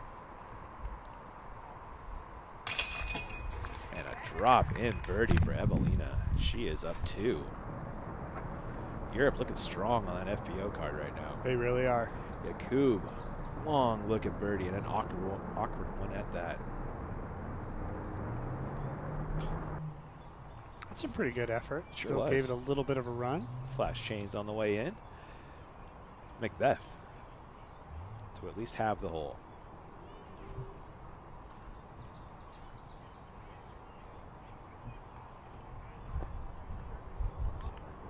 Circle 2 putter has not yet been found for Macbeth.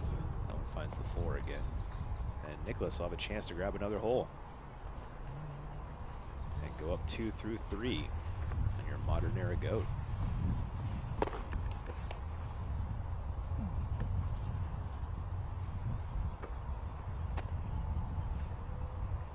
Varela to win the hole. And take this batch back to all square.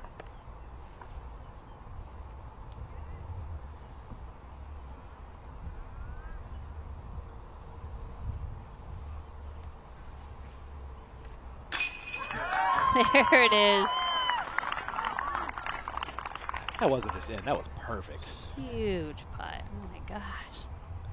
And that slow walk right there, that's an intimidation walk. You're trying to say, Yakub, I may have missed that short one on the last hole, but there's a 50-footer for you. So you better put it in close if you're going to try to take me out. It's more than just a walk is what you're saying? Yeah, much more than just a walk. On to win the hole after the Macbeth miss. Lazy. Misses left. Opportunity squandered for Nicholas. A gift for Paul. Heimberg. Long birdie look. And apply more pressure on Makala.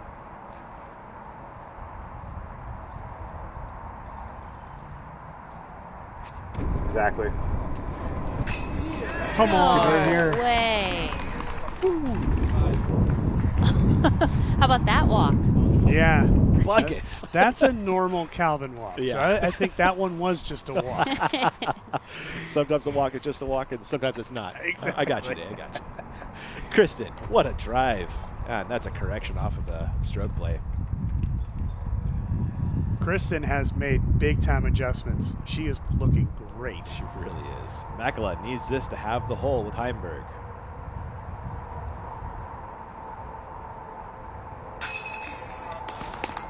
Good putt. Really good putt. High in the chains. Good confidence building.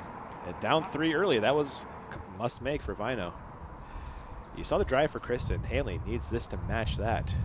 Went long and right. Water immediately behind. A chain out for Hanley on a great bid.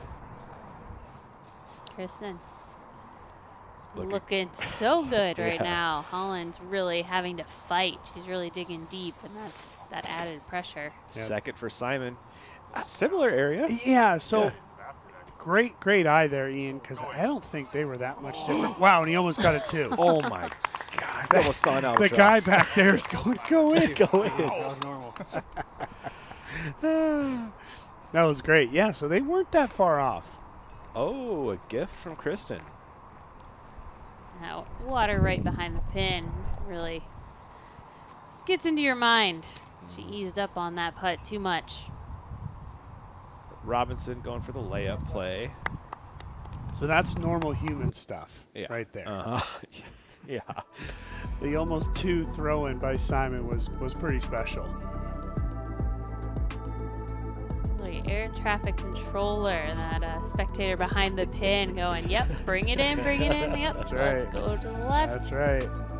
So, I mean, you can see as it stands right now, Team Europe is still overall winning this round number 2 match play situation, but by just not enough at the moment. They got to turn a couple of matches. And, you know, again, you look at that Ricky and Calvin group, you just don't see those matches turning. My eye turns kind of to that Burr card to kind of see like what we're looking at from them, because we really haven't seen much of that card from Burr and Tom. Yeah, that's the one for Europe, but the closest one. And to, that one's to chasing tied them at the down. moment. Yep. Or Burr's got him by Burr 1. is up by 1. Thank Yep. you. Speaking of, there's Burr and caddy Matt.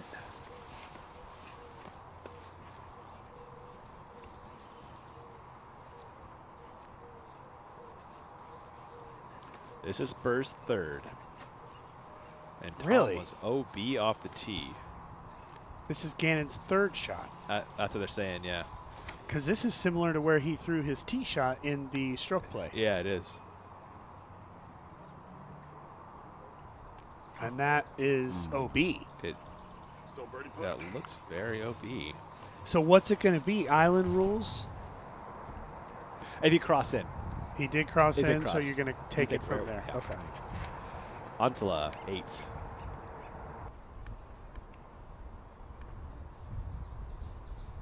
So we do have a correction. That was his second, and we'll have a buffer birdie. What did we get here? Did you guys see a flag? Did not see a flag, and I didn't see anything marked. Huh. Must be safe. Or it could be just obviously OB, so he doesn't Yeah. mark it and it didn't cross. Macbeth.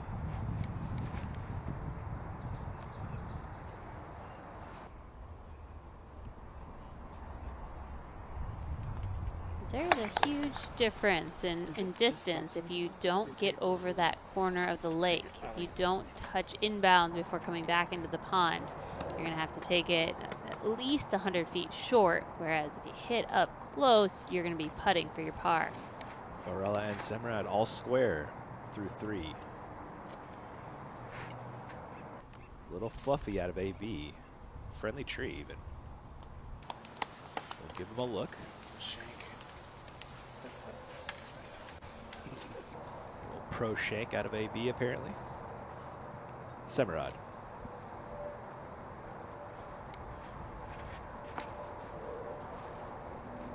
This is aggressive. And it pays off. That has to be such a practiced shot because you got to pick the perfect distance, throw it full power, come just in front of all that tall sawgrass. Did it nicely. So Tom throwing 3. What a blast of a tee shot, though. Look how far up here he is. And Burr's at 50 for his birdie. That needs help. He's getting hurt by the crosswind. Gets just over, and UC likes it. He's in bounds.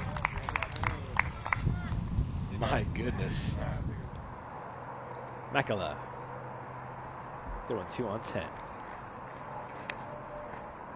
Hate when the tree is that close as you're trying to release. What a shot, though. He leans back. Oh my gosh.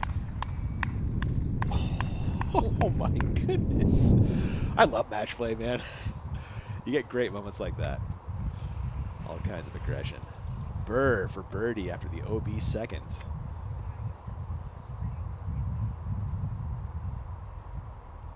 Tom also has a birdie putt. So to at least have the hole, no. He will need help from Tom.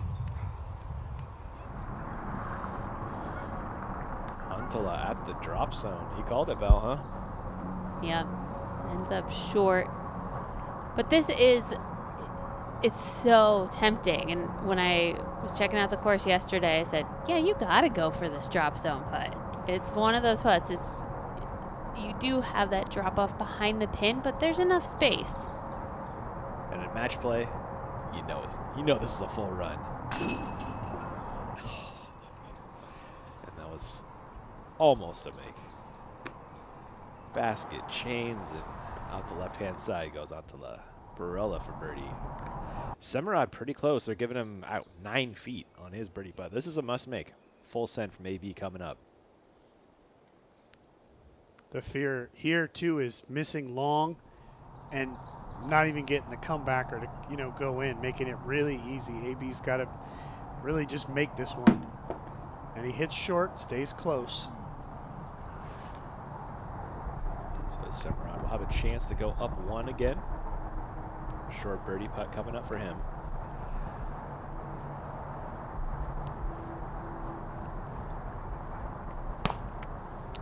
This is still at that distance that is not all the way down yet for Jakub, especially in a match situation.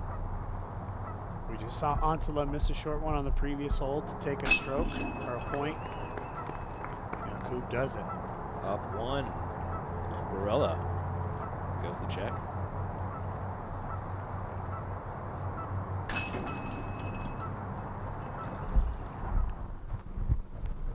AB didn't have to make that, but does so anyway.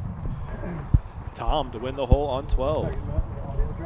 And this would make them all square if it drops home.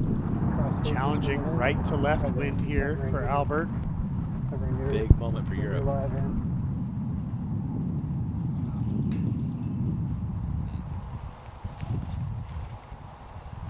Just a little shy from Albert.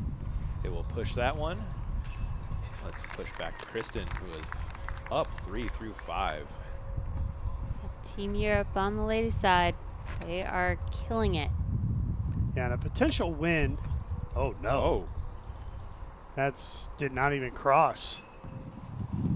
She'll advance 15 feet toward the water, but have that water shot again. Simon for eagle in to win the hole after the near albatross. That's a good solid putt, too. Again, the wind sort of back into Simon's face at that point. Simon now up 2. Yes. Through 4. Kristen, her 4th. And this is the other big difference when it comes to stroke play versus match play. It doesn't matter. You just take a 10 and you're just going to lose the one hole. Yeah, yeah. You know, it's not as if you're giving up all the strokes you've gained back. She has a lot of space here to still, you know, win easily.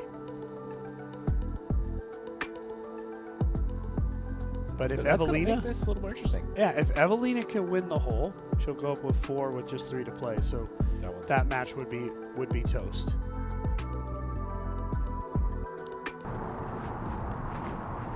Macbeth.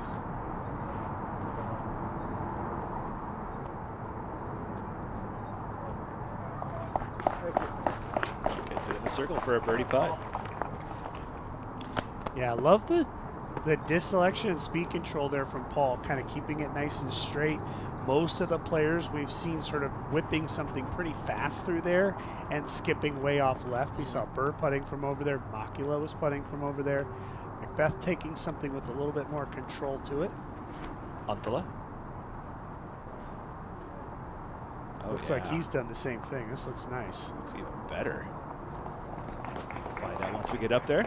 Oh, yeah. He doesn't like it. Did he hit a tree up there? I'm not sure. It's tough to tell. It was certainly on a good line, drifting straight. Yeah. Semerad. Up 1 over AB through 4.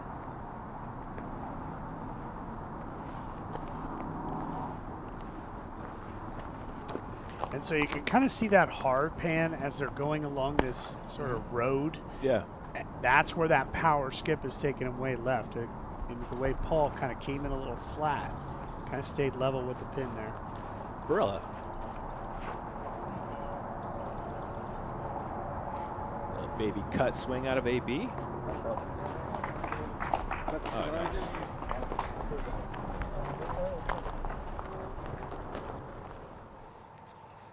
$13, Burr, up 1 in his battle with Tom.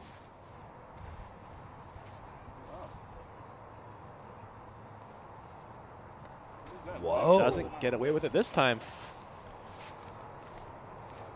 Big pressure moment here for Albert.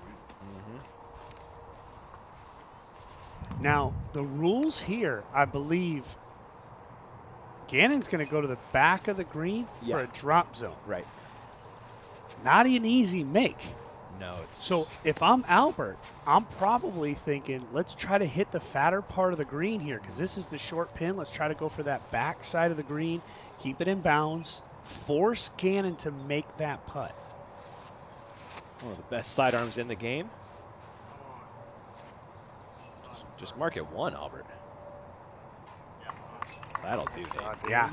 Still took the risky line, but it's going to pay off for him.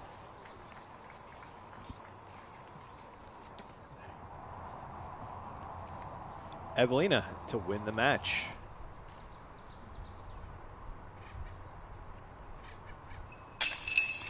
Evelina putting the hammer down. Smooth putt. The work is done. Now Evelina can sit back. Well, cheer for Kristen to close it out while she's in the lead, but then sit back and cheer on Team Europe.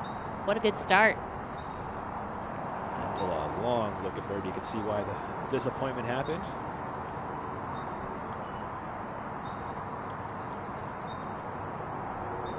And, you know, Macbeth's not parked, so it wasn't a must-make for Antela, but he would have loved to have given a better run than that. Simon.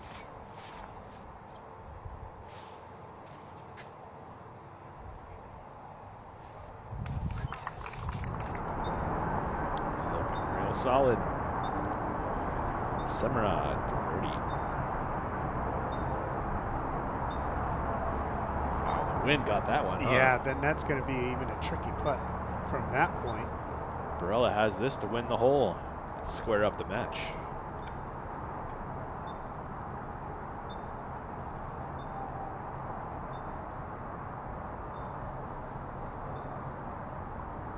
Just outside circle 1.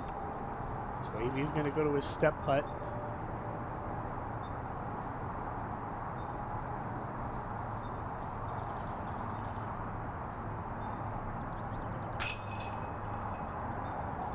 Pressure back on Yakub. It's not a horrible miss, but it's not a good miss there by AB. But still, Yakub still's going to have about 18 feet left coming back. Macbeth to win the hole. There's a nice putt from Paul. Yeah, that was more casual. Kind of just stepped up and slung that one in there. Robinson, we know Simon is parked. Can Robinson join him? Doesn't look like it. He will have to make that to push the hole. Heinonen. It is a birdie putt from 45 feet. It's a birdie make from 45 feet. And he's down just one. Yeah, he has fought back nicely, huh? That's a great battle. Robinson needs this to have the hole. Whoa, catching just enough chains to pull it back into the basket. High right side. Wysocki to have the hole with Heinonen. Oh, some good putts on that one. Really good putt. That will keep Rick up 1. 3 to go in that battle. Tom to win the hole. Burr was OB off the tee, so. That was the first hole that Ricky and Yona pushed. You're right. Ricky won the first 3. Yona came back with the next 2, and that was their first push with a 45-foot putt and a 30-foot putt. Impressive stuff from that group. Calvin's still cruising 3-0. And this one looking better for Europe as well as Thomas fought back. That was a huge putt by Isaac. It was kind of a must make from way back. So big putt by him. There's the group I was just referencing. Calvin very close to being done for the day. And Ricky, he's still in a tight battle.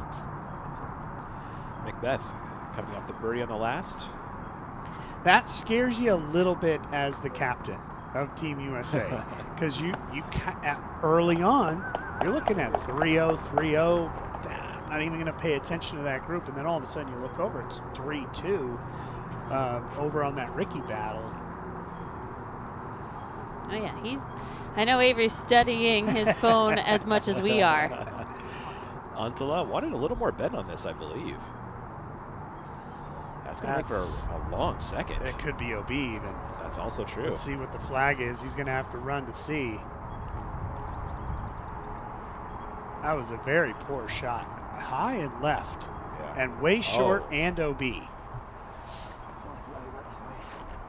It's going to be hard to even get all the way to the pin from that far left. He's way back. And Macbeth had a good one, too. And Macbeth had a nice shot out there. Hole's practically over off the tee. And Paul can certainly play it a little bit safer. Semerad. That don't look good either.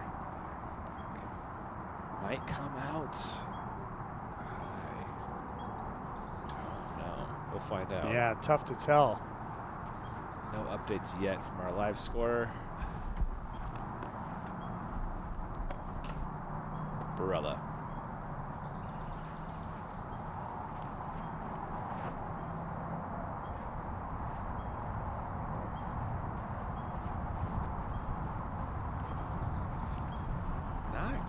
get by AB either? No, he's left of ideal. You can see he's going to probably have to play on that outside line that we've seen Simon and Calvin out there.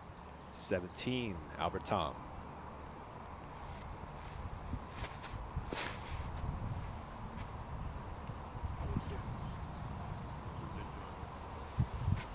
This is what I was talking about at the beginning of the day.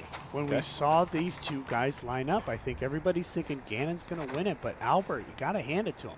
He's all square and a chance to win the match. Heinonen on 12. Just playing this one for birdie, huh? There's no way you get. Yeah, from that far left, it's too low ceiling. It's very difficult. Burr, 17. I think a lot of the pressure right now is on Gannon because everybody's assuming he's going to win this match. Oh, this is a great tee shot, though.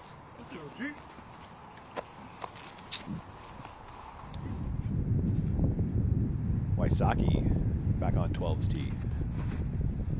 I'm so glad to see Ricky throwing this shot. Yeah, better line this time. Different strategy. Going for the same spot, more or less, though? Yeah, probably pretty similar, but you can just unleash from that angle, whereas he was trying to play that technical shot. And yeah, hit the tree, went OB. I mean, it was the first time through there was bad across the board. That was much better there from Rick. Second shot for Burr on 17. Val, you said it earlier, the ability to go first. This is a chance for Burr to put some pressure on Albert to have to make a shot. We are all square in this battle with 4 to go, well, 3.5 as it were. And to me, it's all about the reaction. If Gannon just knows it, gets a nice fist bump, now Albert's got to think, man, I got to get it in close. Drop zone for Semerad. He was OB off the tee. Europe finding some struggles off a 10's tee pad. Changes so quickly, doesn't it? Big cooler.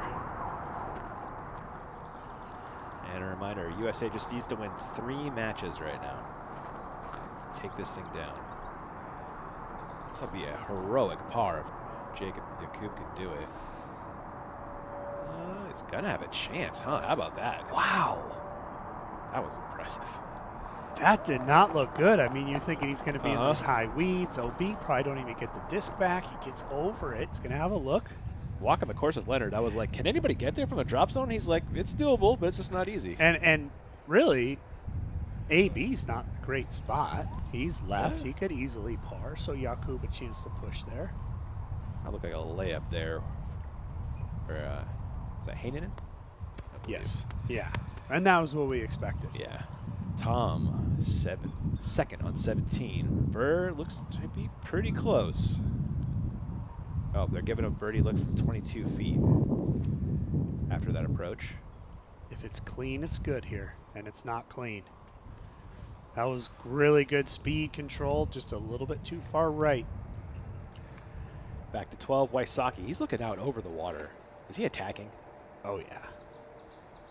I was curious if Rick could get there from here. And he can't. Yeah. I kind of expected him to go for it. I was just curious if you could get there from that far back, because we've really only seen the guys from way right go for You got to have a talk with Rick tonight and tell him about that right route, Nate. He's got that all day, doesn't he? I think he does. oh, look out. Duck. And the check skip tree hit, that keeps AB way out. Duck goose. Nice. So chance for Yakub still. It's not over. Antila throwing 3 after the OB drive. Wow. To take that route over OP the whole way. It goes long. Fantastic line. That's really, we're kind of seeing the brilliance of Simon's shot earlier where he controlled that turnover. Yeah. From that shot, you see a lot of players going long to avoid the water short. Second for Makala on 12. What a drive. Like, you've just got to think that Rick has this distance to get to this tee shot. Oh, 100%. That was not it, Vino. He was in prime position. And a big miss left. That's Heimberg breathing easy after that one. Macbeth, nice tee shot, throwing 2. Beautiful. Man, that is a hole one for Paul Macbeth. And with the OB, yeah, right? So that's going to be pretty much it for Paul on that hole. Kristen on 17.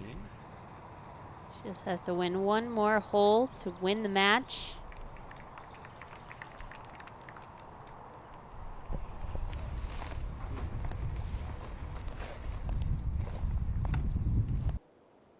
Speed of play starts to pick up once it's just a two-person card. That's true, huh?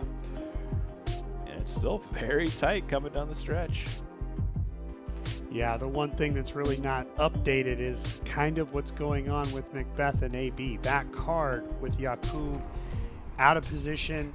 AB's going to have a chance to take that point. Macbeth's already going to get that point, or at least that hole. So things are kind of twisting a little bit on that group. The Hanley tee shot from a few moments ago.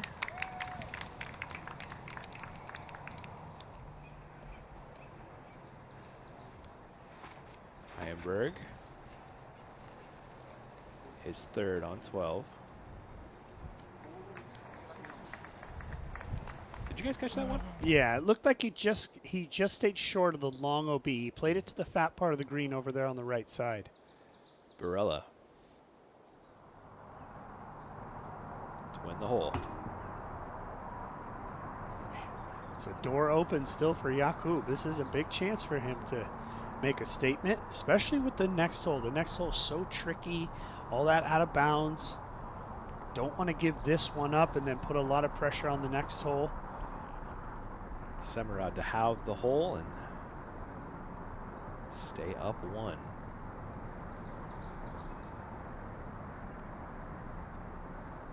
It's an elevated basket, but he's slightly elevated as well. So ultimately just pretty much a flat putt. The hole goes to Barella, all square in that match.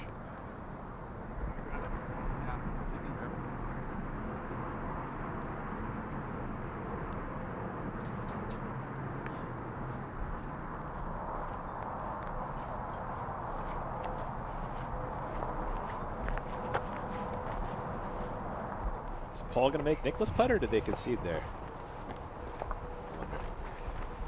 I think it was just a concede. I think Okay. they just picked it up. Paul Okay. was way close. Yeah. Oh. Hayden almost does it again. He's got that shot dialed. He really does. To win the hole, Burr on 17. You don't want to call it a must make, but this is a big statement here for Gannon. Nice. Goes That's all squared up one. That's the perfect angle too, because you're not putting at the water. We saw Macbeth putting from over there earlier. Yeah. That's a really nice second shot. Mekala.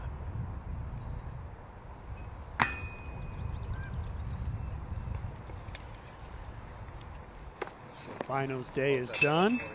And that was to win the match. Heimberg, as Nate just called. Sends Makala back to the clubhouse. Yeah, well, that was going to be a tough match, and with Calvin kind of getting going quickly. Yeah. The Hanley approach on 17. Looks nice. Right. Well, Kristen has a lead, but Holland could still fight her way back. She can still keep herself in it. Yep. So. Yeah, needs to win these last two. Exactly. To have the match. Macbeth. This is not it. Maybe he's going to get helped by the tree? No, he misses the tree. Wow, it was pretty floaty. Is that a putter, Nate? The hole's over 400 feet. That's Paul Macbeth, though, man. I know. I'm not sure. I'm not sure. It didn't quite look like a putter to me. Maybe a mid. Mid? Wow. Antala. Nicholas back 2. 3 to go.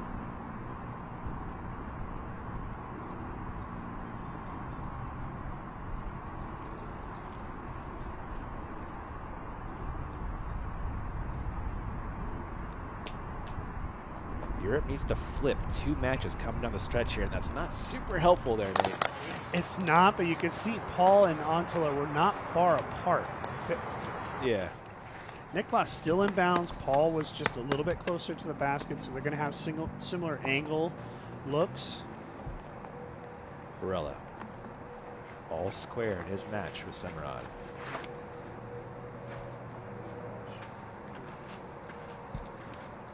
Very safe. Yeah. That disc had almost no chance of coming back. Nowhere near enough stability.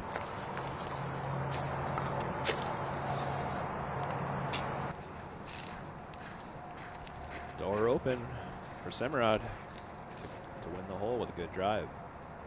Yeah, pressure on. Let's see if he can get aggressive, get one in close. And you've got to push that OB if you want to get it close. Oh, and Needs help. he's going to be way back trying to save his par. Was that gamesmanship from AB there with the layup, you think? Or is that just a miss? A lucky miss? I don't know. I think AB was, he wants to get birdie there. He probably just overturned it a little bit. Yeah. But that was just an absolutely poor shot by Jakub. Nowhere near what he needed. Not enough distance and completely the wrong line. Yeah. Kristen will have that putt to win the match. Burr, 18.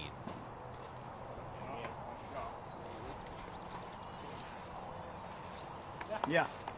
That's exactly what you need off the tee. That's right where I was aiming. You can see Avery's right there, the captain of Team USA, rooting on Gannon.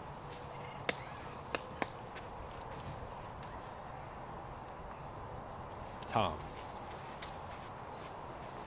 Did Avery play football in high school, something like that? He did when he was younger, but Really? not when he hit high school and That really man got is just a bigger. linebacker out there disc golfing. Yeah. I mean, team him up with Albert Tom. Seriously, huh? Yeah.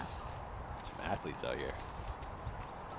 Not the best alternative sport if you're trying to train for disc golf, but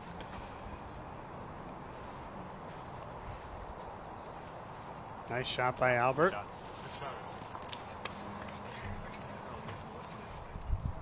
And Europe looking for the FPO sweep in match play.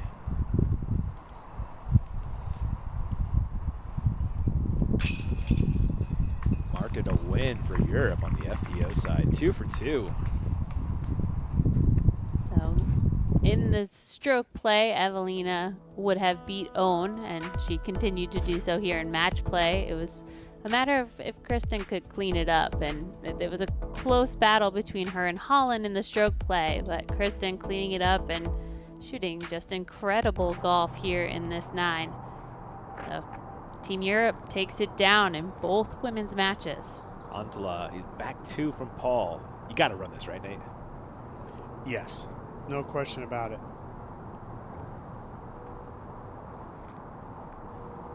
Yeah, you just got to take the water out of your mind and just make a good run.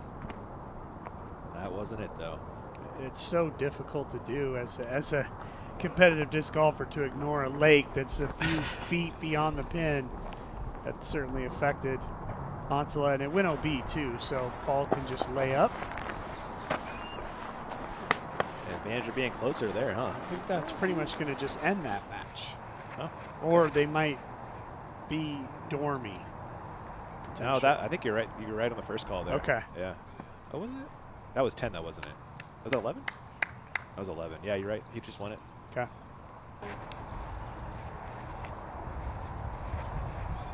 Wysocki on 13.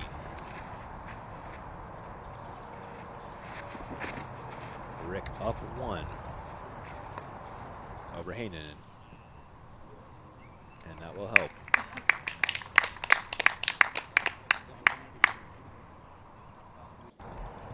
That was a moment ago. We are now on the green.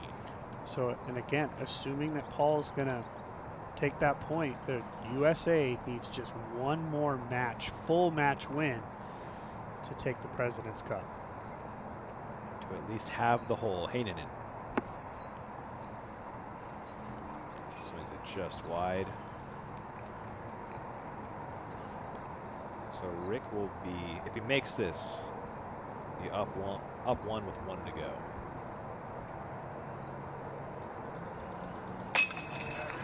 Head on my live scoring there. Hard.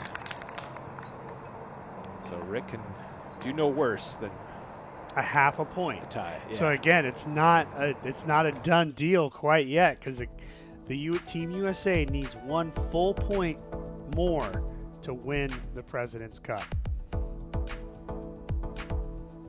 That's the most dramatic scoring separation we've seen so far as we're closing in. Yep.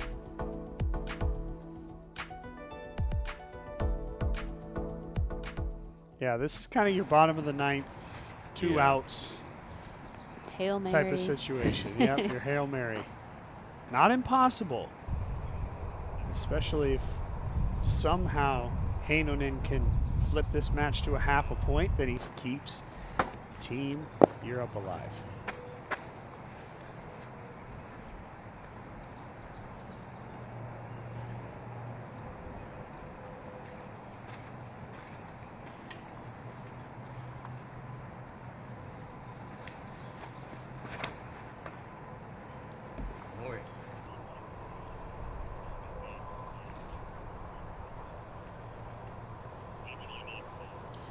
Too much turn there. Kind of found the top of the hill. Going to be a long second shot. 12, Barella. Wow. Look Talk at about this a route. Spikeiser. That was such an extreme angle. I was thinking it was a grenade. Semerad. Back 1. 2 to go in their battle.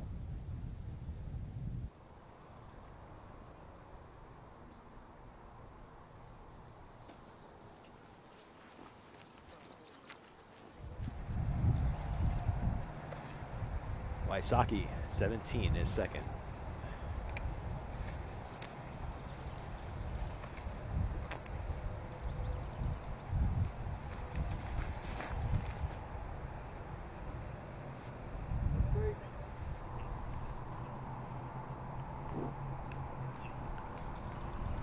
A bit short there from Rick. He's going to be out in circle 2. But he just needs to push the hole, right? Exactly. Yeah. Tom needs a birdie here. Rick's doing no worse than par.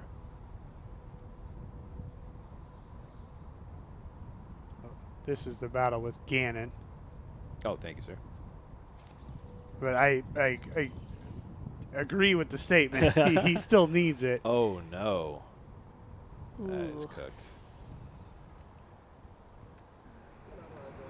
That's a very interesting play. I mean, if I see Albert out there, I'd love to ask him, is he going sidearm regularly there? Because that's just all working towards OB. 17, Heinonen. There's room to put this closer than Ricky. Ooh. Oh, that's a beautiful shot. Big shot there from Heinonen. That's put pressure back on Ricky. Yeah. So if Gannon can get up and down from here, he will win the match for the United States. And, you know, arguably, we have a couple of Dormy matches out there. It's effectively over, but the point is that there's still a lot of pride in each one of these matches. You know, and taking a half point back would be huge.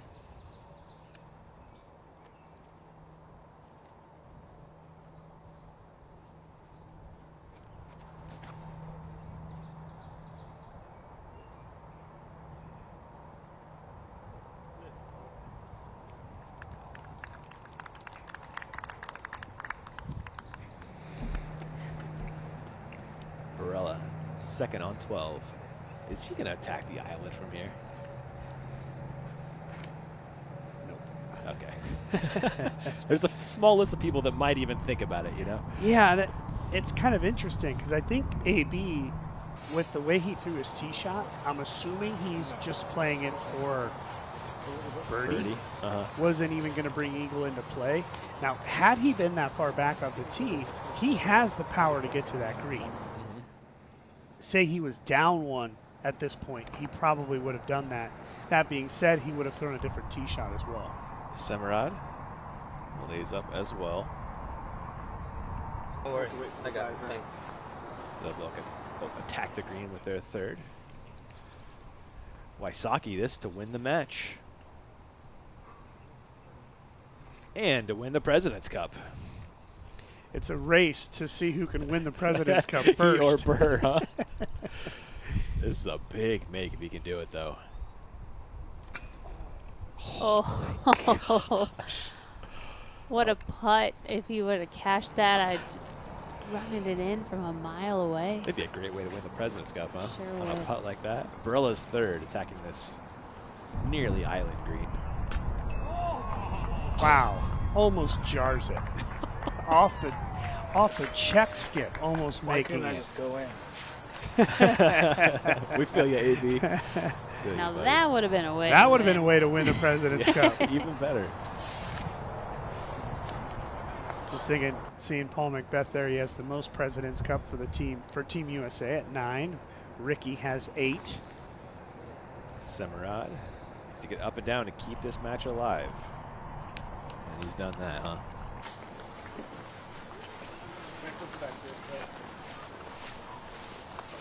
Yakub not giving up. So that means Barella can't lose. He can only tie. Right. Assuming those putts drop home. Heinonen. To force one more hole? Or is this their final hole? No, this is their final hole. Yeah, so this is just to get the half it. Yeah. Nice. You gotta hand it to Heinonen in there. Yeah, what a fight back. Down 3 early. And that group went, was it 4-4? Yeah. So they only pushed 1 hole. Yeah. Truth. Incredible. Wow. There's a Semerad birdie. We followed by Barella birdie. They've got 1 to go. Barella trying to stiff arm him on the last. Thank you. Barella in that dormy position of up as many holes as there are left. Yeah, so it looks like Gannon's going to have a chance to be the guy? Be the guy to officially make the Cup the United States again. And he'll have 2 chances, too. He probably just needs a par here. Albert's at 65 for his bid.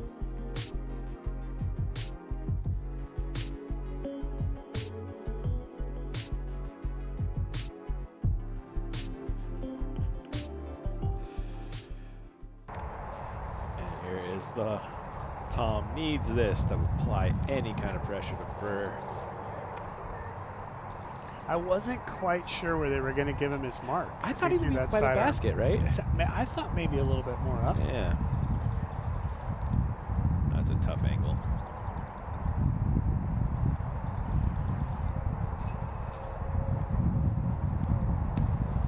A great run. Wow, the line was perfect. It was. Just low. And Burr would win the match, and U.S. wins the President's Cup. That's right. Still a couple matches out here to be played. Nice shot by Barella. It was up 1 with 1 to go. The worst you can do is a tie. Semerad.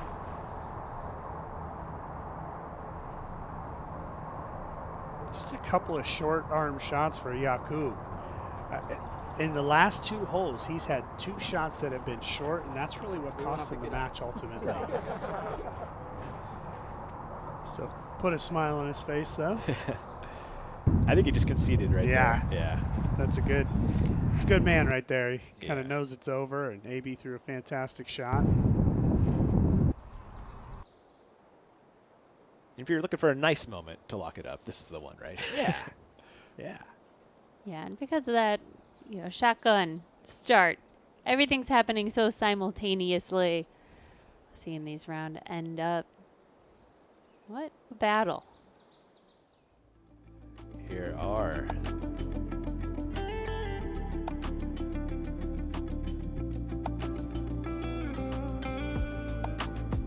here are the actual scores on Umbrella. Gets his score in, we'll get over that 26 number. Yeah, when it all comes down to it, stroke play really was the defining moment for the teams. I mean, for Team USA to have such a commanding lead in that round one. Team Europe put up a battle in round two with this match play. And it's tough when you're that far back, you're running out of holes. There's a lot of pressure on these match play pairings, and knowing what the scores are and what it means for your team. For the closing ceremony, 1 through 5, I believe.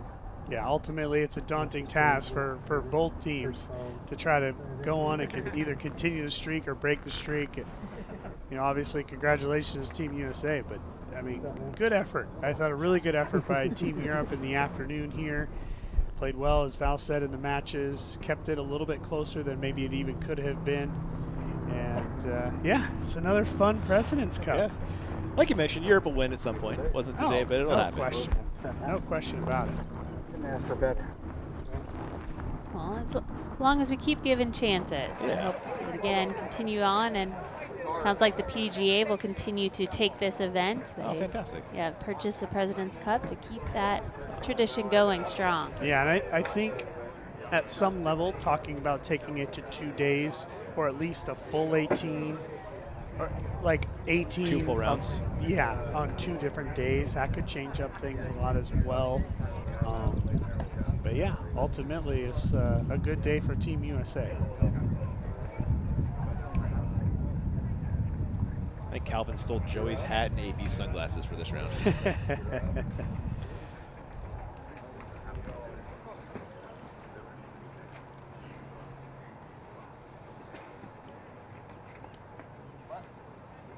Looks like Gannon's just getting in some practice shots.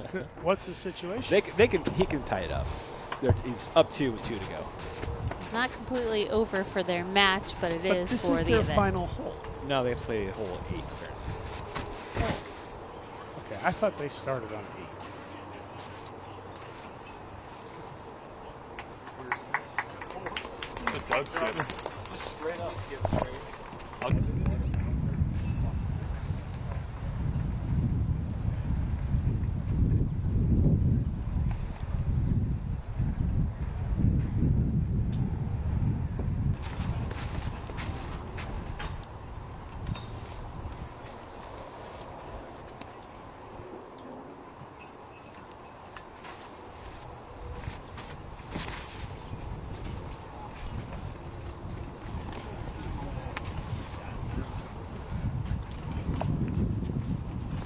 Sending that one a little wide and found the tree, unfortunately.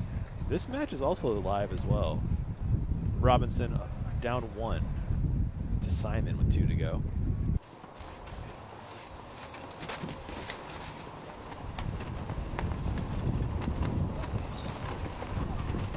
Fighting for personal pride here, Nate, right? Yeah, I think it's important too to complete the matches, especially for the history. When you go back and look, 100 years from now, you talk about the history of total points earned or match records in the President's Cup. I think it's really important to complete these matches. So yeah, I have no problem with it whatsoever. You want to do it right all the way to the finish. Simon's going to have trouble. That's a very difficult shot to try to throw a perfect roller with the OB so close to the basket. There's Ella Hansen with a really cool shirt. Yeah, where are they selling those shirts? That's awesome. Defending champion at the OTB Open. Yeah. Team USA. Gonna run out there and pop it again. I'll let them take the glory. Okay. Yeah, Nate, I don't think they're going to share the champagne with you this year. Might have to run out there and get in on the party.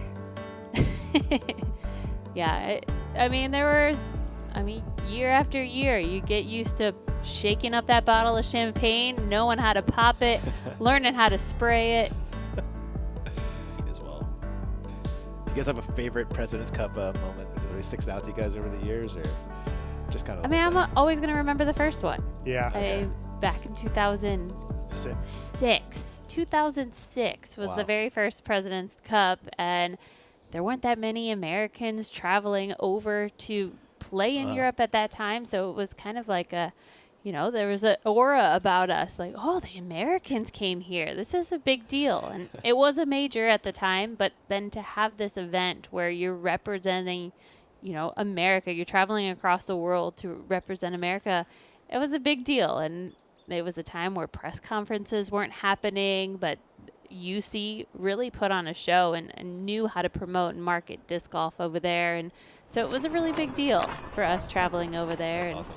Yeah, it was really fun, and I'm glad that the tradition continues on, and it's cool to see it live, and an honor for us to be here commentating on it. Yeah, UC knows how to elevate something, doesn't he? Absolutely. Long putt for Simon. And, foreshadowing to what we have in a few months when we head over to Finland for the World Championships coming to Finland. You guys buy your tickets already? Oh, we're ready. I'm already preparing for that 12-hour flight. Oh, my. Robinson to keep the match going.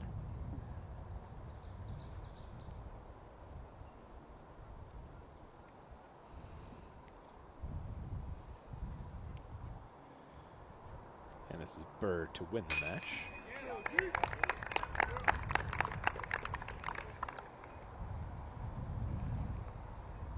Bird will win this 4-1 with 1 to go. So Simon is up by 1. Correct. Okay, so they're still going to have a hole to play, or if they want to, Yeah, as we just talked about, you got to complete it. Is Isaac going to miss this putt on Bird? No. Okay. So I'll go over to hole 8. Yep. Complete their match. Couple pars there for Robinson and Lazat. Yeah, give me that. So Simon up 1 to go there. That's the last match we have out there still cooking. USA was cooking today though, huh? Wow, putting the hammer down. I might have been on Team Europe today, man. Got multiple Pro Tour winners that are so solid on the FPO side. Oh, I thought you meant actually playing for Team Europe. Oh, yeah. I'm glad you're here with us in the booth, but it's like, man, what? Were you a backup? They don't Were you an want this. alternate? Maybe next year. Yeah, maybe. Yeah, I think ultimately, as over the years, this being the 13th version of the President's Cup, it's really the depth that we're starting to see kind of build up on Team Europe. Right. A lot of times it would be some guys that maybe only played in Europe, because we're certainly playing most of them in Finland. But now the depth is starting to build out so much. And I think over the next 10 years, you're really going to start to see some of those European players really fill out that depth even more. Because when you look at Team USA, the depth is so thick. Yeah. The quote-unquote low seeds today were Ricky and Calvin. That's ridiculous. So That's ridiculous. All sharks. They're all sharks in the water, and I think once we start to see that kind of depth build up for Team Europe, that's when we're going to start to see some President's Cup swing their way for sure. Are you surprised we've seen the depth on the FPO side happen before the MPO, or it's kind of interesting, isn't it? Like I remember we were watching a tournament a couple weeks ago. Like 4 of the top 7 were European women. It's incredible. Yeah. And to know that there's more events and more events in Europe, but then also these female players traveling across and jumping on the tour over here. It was something that we didn't see back when I was really competing and really touring. It was more like we had to travel overseas to meet these players and get to know their names. But now this is their job, their career, and they've committed their lives to it. Yeah, it's pretty incredible, honestly. Yeah, and they showed up today, huh? Taking down all their matches, did they? Getting all the points they possibly could. Yeah, absolutely. And just to tack onto what you're saying, yeah, I think it really goes to a lot of these people like UC Maresma, like Steve Dodge, like Todd and Jeff have continued it on the PDGA, giving these players opportunities to play internationally, giving an opportunity for FPO and MPO players to come over here into the U.S. and then also go the opposite direction as well with the World Championship happening in Europe. So I think the next 10 years that I think we will see potentially a Team Europe really win this thing, but I think ultimately it's going to come down to the depth of the team and then just the confidence to believe that you can do it. That that in itself is, I think, one of the most important factors. Last tee shot of the President's Cup coming out of Simon's hands. Not exactly what he was looking for. Let's taking a look at our teams. Who kind of like lived up to their billing, and who could need a little more from there? I know the highlight player that I feel like we saw some incredible shots from Yona. I mean, the throw in, you know, to get that point or to match that point on Ricky and the last and final shot. I mean, I feel like those are some highlight moments today. Yeah, pretty cool. I mean, I think of Yona as a captain's pick. Really good pick there by UC Maresma. Clearly, that guy was ready to play today, did not give up all the way to the end. And, you know, really, Ricky took no points in the singles and had a push there. So that was good work by Yona. And again, you look at it on paper, you think, well, there's not really much of a chance over there. So you got to hand it to those guys. Macbeth played okay, but really you look at Anthony Barella. He won the 4 points in the stroke play, and then he went on to win his match against Ayakub. So top point getter is going to be AB today for Team America. Isaac did win the 4 points during the singles, but is at best going to push this match. So you got to look at AB as a top performer. And on the FPO side, Val. Yep. The women from Europe came to play. And like I said, Kristen really dialed in these 9 holes. And this is all just leading up to the Champions Cup. We have a major happening over the next few days. And, you know, Kristen, that's great potential. Better late than never from Simon. That wins the match. How about that? Incredible. That's a fun way to walk it off, huh? It really is. That's a nice putt there by Simon. It's the last thing he'll remember before his tee shot tomorrow in the Champions Cup. Very fitting. Good Taking feelings. down the world champion, Isaac Robinson. And what a great teaser this was for Champions Cup too, huh? Great. Seeing who's playing well, who's got the course, you know, in their favor. And we're going to see a lot of different holes be played over the next 4 days. It's going to be very interesting. I saw Jenkins and a Dawson on there. Who got this going? What's the history behind it? Was it UC? Yeah, so it was UC Maresma over at the European Open. Got it started. And early on, we had playing captains. So we would have the captains playing as well. Felberg was one of the captains, and UC has always been a part of Team Europe, making sure keep those guys on point. But yeah, it was really fun in the early days getting to play against some really famous European players, and it was so much fun in the early days, and it still continues to be fun to this day. The cell phone tossing master himself. You played him? Oh yeah, Ville Pipo. Yeah, Ville and Timo Percio, big Finnish, very popular Finnish player back in the early days that we were over there. So yeah, it's a good time. It's great to see it happen here back on American soil. I know that it's going to go back to European soil next year over there in Estonia, I believe. I don't know that for a fact, but I would certainly guess that it's going to be in Finland or Estonia. It's going to be fun. That is Jake Hebenheimer in a tree. I was talking about this tree earlier. It is Velcro. Wow. We drove under it, and Leonard said there's about 10 discs stuck up in this tree. It is just dense branches. No. That is commitment to the bit right there. Safety first, though, man. Yep. You guys have a height limit where you're going up for a disc, or just not at all? I wouldn't be doing this, I'll tell you that, especially right before the tournament. You got a kid. You can't be this early. Even back when. That disc has to mean a lot to him. While he chases that down, let's check out some highlights. Salonen. Evelina has such an advantage out here with her power. I can't wait to see what she does this week. Yeah. Boy, if Evelina can continue to throw like she always does off the tee and out through the fairways and putt like she did during the match play, she certainly has a chance to win this tournament by several shots with how good she is. Think of all the basket hits we saw today. Yeah. Massive putts and a lot of basket hits. There are some amazing highlights. always the conversation with Ricky Wysocki's major drought. Can he finally get himself back into the winner's circle during a major?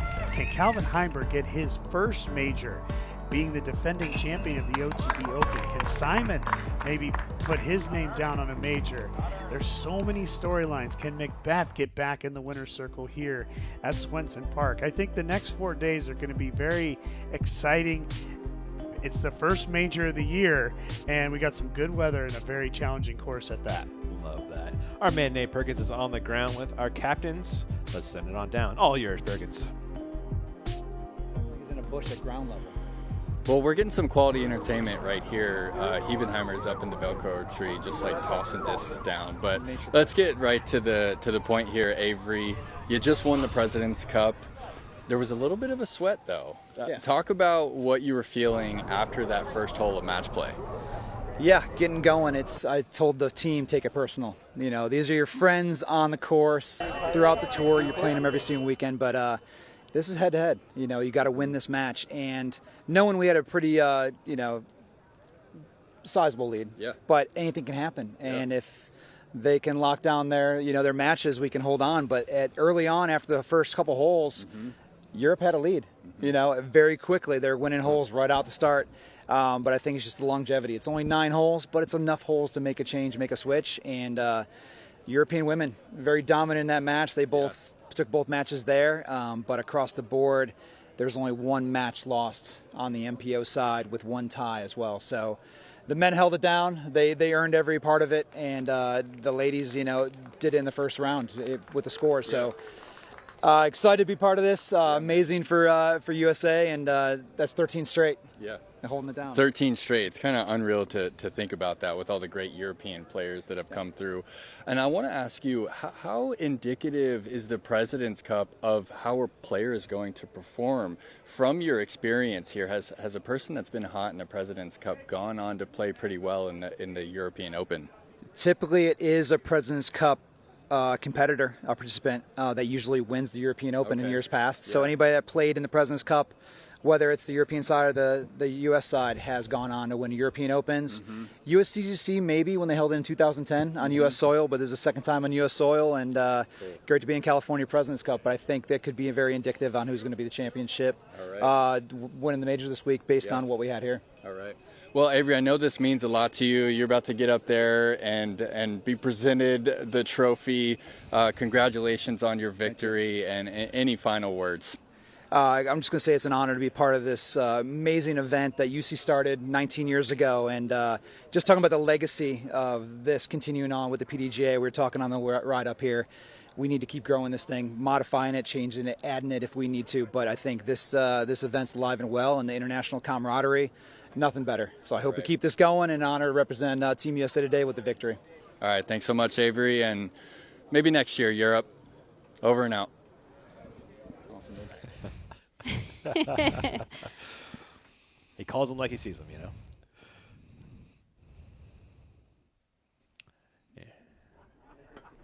How about a captain's pick for UCB? Hayden. Yeah, I said it before. I think that was a star player for Team Europe, no doubt. How did it take a fan vote for AB to get in? All right, we're here. Did you see that? Because again, that's the depth of our the American team, of just our sport in general. Amazing. With all said and done, the United States will be the President's Cup winner with a score of 30.83.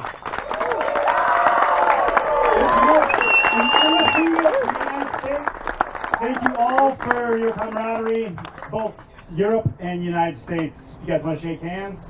Appreciate you. Awesome, man. Thank you, guys. Thank you, guys. There's a lot of handshakes.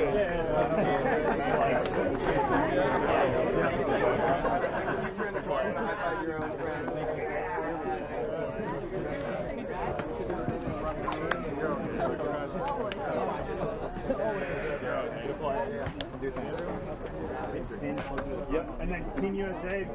Thank you. Team USA up front. Center.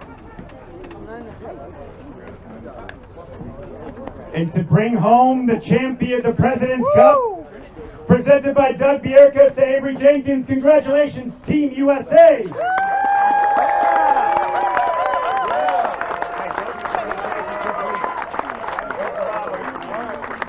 This baby before. Yep.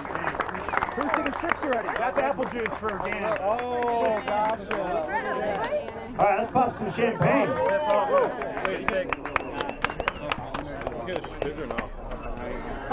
It's probably not gonna. You can spray, you can drink, you can partake. Do not spray me. I will spray. Oh, get it. Come on, Rick. There's nothing.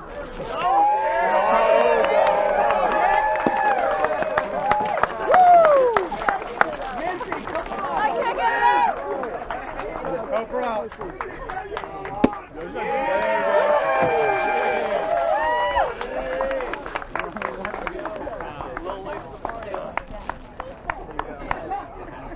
Cheers.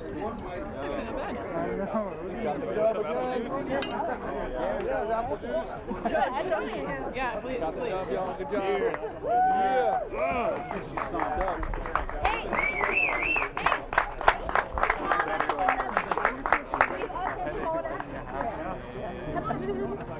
Everybody, come in. Let's do it. 3 minutes.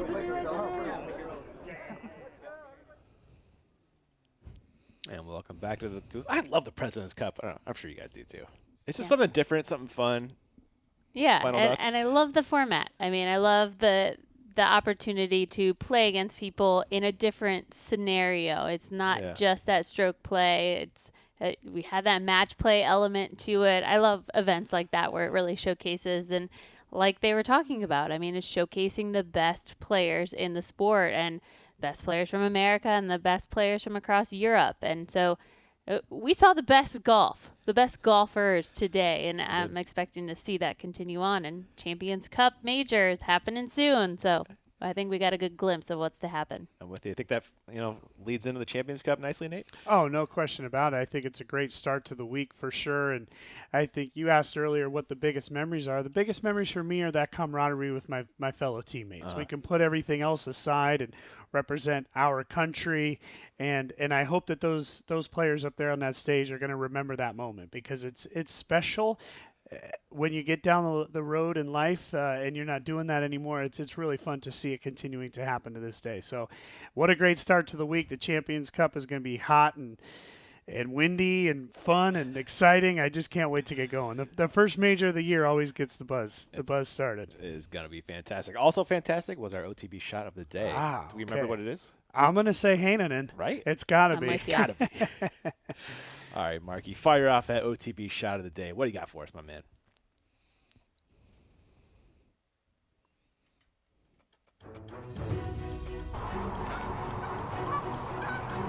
Just got to say, too, this was one of the captain's picks right here. The captain's pick on the USA side, Paul Macbeth, 9 President's Cups in his career. There's only been 13 played. Wow. What a shot. You're going to see a bunch of Eagles on that hole this weekend. That one's probably the most exciting we're going to see. Yeah, and you're not going to see that basket in the way as they're trying to throw this shot during the tournament. The basket will be gone.